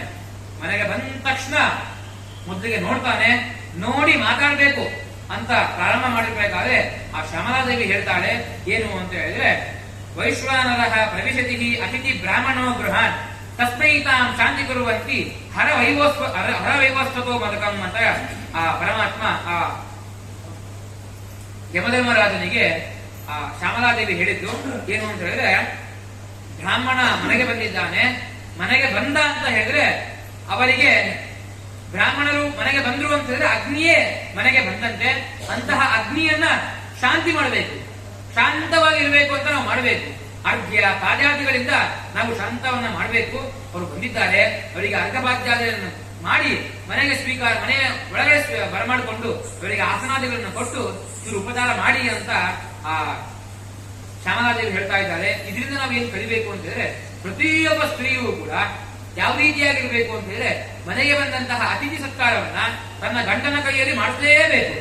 ಈ ರೀತಿಯಾಗಿ ಅತಿಥಿಗಳು ಬಂದಿದ್ದಾರೆ, ಬ್ರಾಹ್ಮಣರು ಬಂದಿದ್ದಾರೆ, ಅವರಿಗೆ ಉಪಚಾರ ಮಾಡಿ ಅರ್ಘ್ಯ ಪಾದಾದಿಗಳನ್ನು ಕೊಡಿ. ಅವರು ಶಾಂತಿಯಾಗಿದ್ದರೆ ಮಾತ್ರ ಅಂದ್ರೆ ಅಗ್ನಿ ಅಂದರೆ ಒಂದು ಕೈಯಲ್ಲಿ, ಬ್ರಾಹ್ಮಣರಿಗೆ ಕೈಯಲ್ಲಿ ಅಗ್ನಿ ಮತ್ತೆ ಜಠರಾಗ್ನಿ, ಆ 2 ಅಗ್ನಿಯನ್ನ ಅರ್ಘ್ಯವನ್ನು ಕೊಟ್ಟು ಶಾಂತಿಯನ್ನ ಮಾಡಬೇಕು. ಇನ್ನು ಪಾನಿ ನೀರನ್ನು ಕೊಟ್ಟು ಶಾಂತಿ ಜಠರಾಗ್ನಿಯನ್ನ ಶಾಂತಿಯನ್ನ ಮಾಡಬೇಕು ಅಂತ ನಮಗೆ ಶಾಸ್ತ್ರ ತಿಳಿಸಿದೆ. ಅದರಿಂದಾಗಿ ಅಂತಹ ಒಂದು ಸತ್ಕಾರವನ್ನ ಮಾಡಿ ಅಂತ ಆ ಶ್ಯಾಮಲಾದೇವಿ ಹೇಳಿದ್ದು. ಇಷ್ಟು ಹೇಳಿದ ಮೇಲೆ ಈ ಯಮಧರ್ಮರಾಜ ಆ ನಚಿಕೇತನಿಗೆ ಹೇಳ್ತಾ ಇದ್ದಾನೆ, ಮೊದಲಿಗೆ ಕ್ಷಮೆ ಇರಲಿ. ಯಾಕೆ ಅಂತ ಹೇಳಿದ್ರೆ ನೀವು ಬಂದಾಗ ಅವನು ಪುಟ್ಟ ಬಾಲಕ ಆಗಿರ್ಬೋದು, ಆದ್ರೆ ಜ್ಞಾನಿ. ಅದರಿಂದಾಗಿ ಆ ಯಮಧರ್ಮರಾಜ ಹೇಳ್ತಾ ಇದ್ದಾನೆ, ಮೊದಲೇದಾಗಿ ಕ್ಷಮೆ ಇರಲಿ ನನ್ನ ಮೇಲೆ. ಯಾಕೆ ಅಂತ ಹೇಳಿದ್ರೆ ನೀವು ಬಂದು 3 ದಿನ ಆದ್ರೂ ಕೂಡ ನಾನು ಇಟ್ಟಿದ್ದ ಮನೆಯಲ್ಲಿ, ಅಷ್ಟೇ ಅಲ್ಲ 3 ದಿನ ನೀವು ಉಪವಾಸ ಇದ್ದೀರಾ. ಒಂದು ವೇಳೆ ಒಬ್ಬ ಬ್ರಾಹ್ಮಣ ಒಂದು ಮನೆಯಲ್ಲಿ 3 ದಿನ ಉಪವಾಸ ಅಲ್ಲ, ಒಂದೇ ದಿನ ಉಪವಾಸ ಇದ್ದ ಅಂತ ಆದ್ರೆ ಏನೇನಾಗುತ್ತೆ ಅಂತ ಯಮಧರ್ಮರಾಜ ತಿಳಿಸ್ತಾ ಇದ್ದಾನೆ. ಆಶಾ ಪ್ರತೀಕ್ಷೆ ಸಂಗತಂ ಸುನೃತಾಂಚ ಇಷ್ಟಾಪೂರ್ತೆ ಪುತ್ರ ಪಶುಂಚ ಸರ್ವಾನ್ ಏತದ್ವೃಂತೆ ಪುರುಷಸ್ಯಾಲ್ಪ ಮೇಧಸೋ ಯಸ್ಯ ಅನಷ್ಟನ್ ವಸತಿ ಬ್ರಾಹ್ಮಣೇ ಗೃಹೇ. ಅಂದ್ರೆ ಒಬ್ಬ ಬ್ರಾಹ್ಮಣ ನಮ್ಮ ಮನೆಯಲ್ಲಿ, ನಮ್ಮೆಲ್ಲರ ಮನೆಯಲ್ಲಿ ಒಬ್ಬ ಬ್ರಾಹ್ಮಣ ಉಪವಾಸ ಇದ್ದ ಅಂತ ಆದ್ರೆ ನಾವು ಇಷ್ಟನ್ನೆಲ್ಲ ಕಳ್ಕೊಳ್ತೇವೆ ಅಂತ ಹೇಳ್ತಾ ಇದ್ದಾರೆ. ಮೊದಲನೇದಾಗಿ ಆಶಾ ಅಂತ ಹೇಳಿದ್ರು. ಏನು ಆಶಾ ಅಂತ ಹೇಳಿದ್ರೆ ಏನು ಅಂತ ಹೇಳಿದ್ರೆ, ಆಶಾ ಅಂತ ಹೇಳಿದ್ರೆ ಆಸೆ. ಆಶಾ ಅಂತ ಹೇಳಿದ್ರೆ ಆಸೆ. ನಮಗೆ ಏನೇನು ಆಸೆ ಇದೆ ಅಲ್ವಾ, ಆ ಆಸೆಗಳನ್ನೆಲ್ಲ ನಂಗೆ ಅದು ಬೇಕು ಇದು ಬೇಕು ಅಂತ ಏನೇನು ಆಸೆಗಳಿದೆ ಅಲ್ವಾ, ಆ ಆಸೆಗಳನ್ನೆಲ್ಲ ಕಳ್ಕೊಳ್ತೇವೆ ಅಂತೆ ಮೊದಲೇದು. ಇನ್ನು ಆಶಾ ಆಯ್ತು. ಪ್ರತೀಕ್ಷೆ, ಪ್ರತೀಕ್ಷೆ ಅಂದ್ರೂ ಕೂಡ ದುರಾಸೆ. ಏನು ಆಸೆಯಲ್ಲೇ 2, ಒಂದು ಆಸೆ ಒಂದು ದುರಾಸೆ.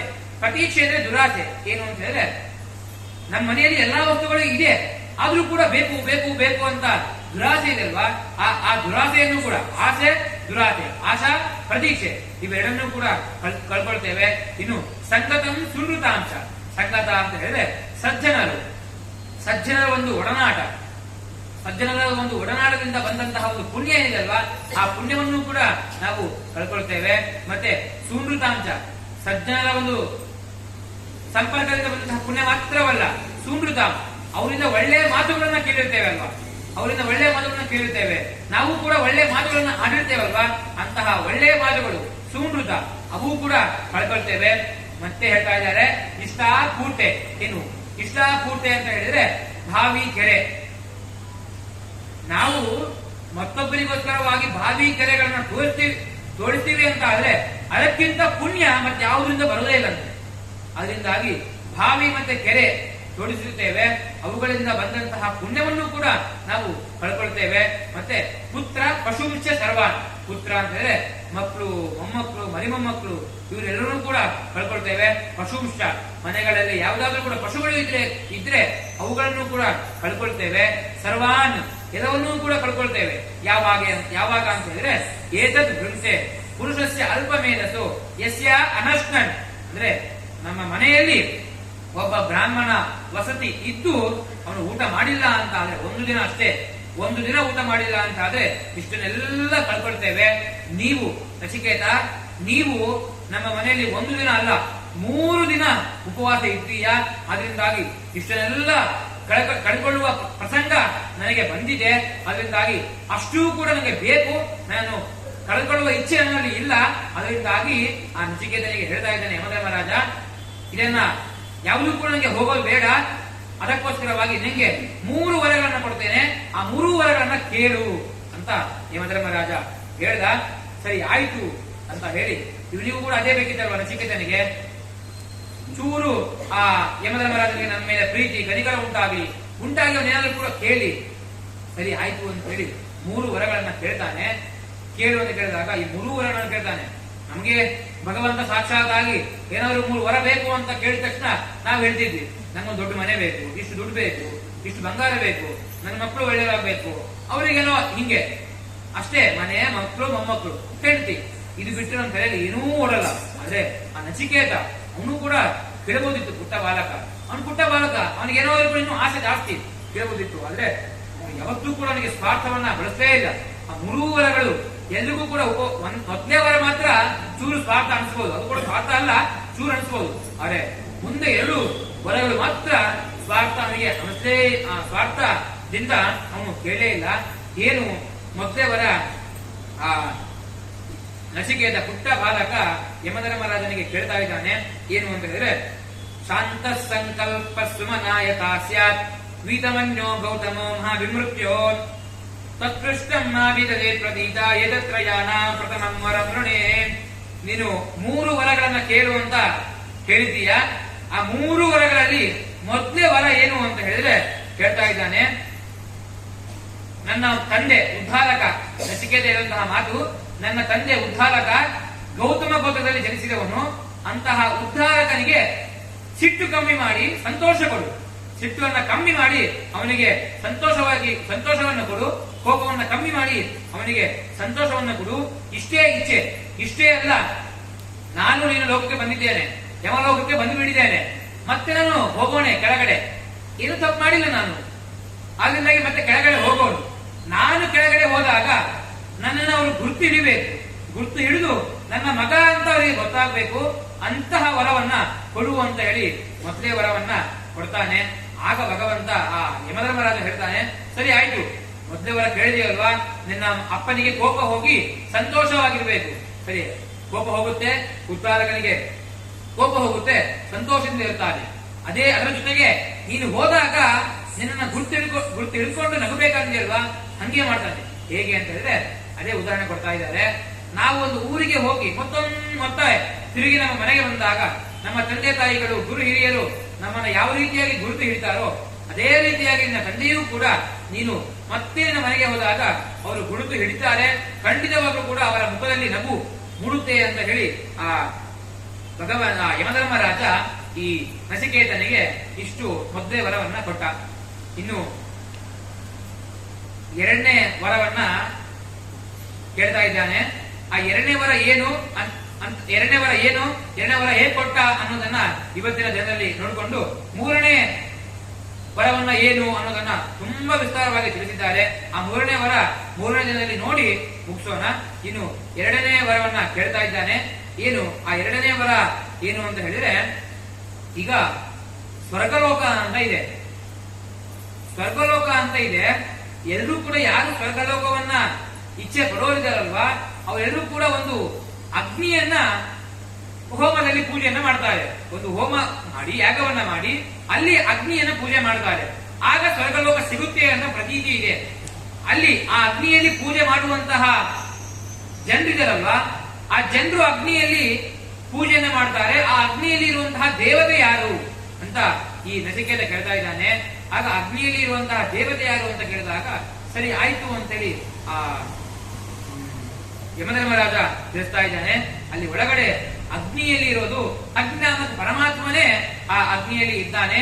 ಮತ್ತೆ ಇಷ್ಟೇ ಅಲ್ಲ, ಅಗ್ನಿಯಲ್ಲಿ ಅಗ್ನಿನಾಮಕ ಪರಮಾತ್ಮ ಇಷ್ಟೇ ಇದ್ದಾನಲ್ಲ, ಮತ್ತೆ ಹೋಮವನ್ನ ಮಾಡಬೇಕಲ್ಲ. ಯಾವ ರೀತಿಯಾಗಿ ಹೋಮವನ್ನ ಮಾಡಬೇಕು ಅಂತ ಹೇಳಿದ್ರೆ ಅದನ್ನು ಕೂಡ ತಿಳಿಸ್ತಾ ಇದ್ದಾರೆ ಅವರು. ಅಂದ್ರೆ ಒಂದು ಹೋಮ ಮಾಡಬೇಕು ಅಂತ ಹೇಳಿದ್ರೆ ಇಷ್ಟು ಒಂದು ಇಟ್ಟಿಗೆ ಬೇಕಲ್ವಾ, ಒಂದು ಜಾಗ ಬೇಕು. ಒಂದು ಇಟ್ಟಿಗೆಯನ್ನ ಚೌಕಾಕಾರವಾಗಿ ಮಾಡಿಕೊಂಡು ಅಲ್ಲಿ ಅಗ್ನಿಯನ್ನ ಪೂಜೆ ಮಾಡೋದು. ಆ ಇಟ್ಟಿಗೆ ಎಷ್ಟು ಇರಬೇಕು, ಆ ಇಟ್ಟಿಗೆಯಲ್ಲಿ ಯಾವ್ಯಾವ ದೇವತೆಗಳನ್ನ ಆಹ್ವಾನ ಮಾಡಬೇಕು ಅನ್ನೋದನ್ನ ಆ ಎರಡನೇ ವರ ಕೊಡಬೇಕಾದ್ರೆ ವಿಸ್ತಾರವಾಗಿ ಆ ಎರಡನೇ ವರ ಮತ್ತೆ ಮೂರನೇ ವರವನ್ನ ಈ ಯಮಧರ್ಮರಾಜ ನಚಿಕೇತನಿಗೆ ಮುಂದೆ ತಿಳಿಸಲಿಕ್ಕೆ ಇದ್ದಾನೆ. ಆ ಎರಡನ್ನ ನಾವು ನಾಳೆ ಮತ್ತು ನಾಡಿದ್ದು ನೋಡೋಣ ಅಂತ ಈ ಒಂದು ಪ್ರವಚನವನ್ನ ಗುರುಗಳಾಂತರ್ಗತ ಪರಮಾತ್ಮನಲ್ಲಿ ಸಮರ್ಪಣೆ ಮಾಡ್ತೇನೆ. ಶ್ರೀಕೃಷ್ಣ ಅರ್ಪಣ.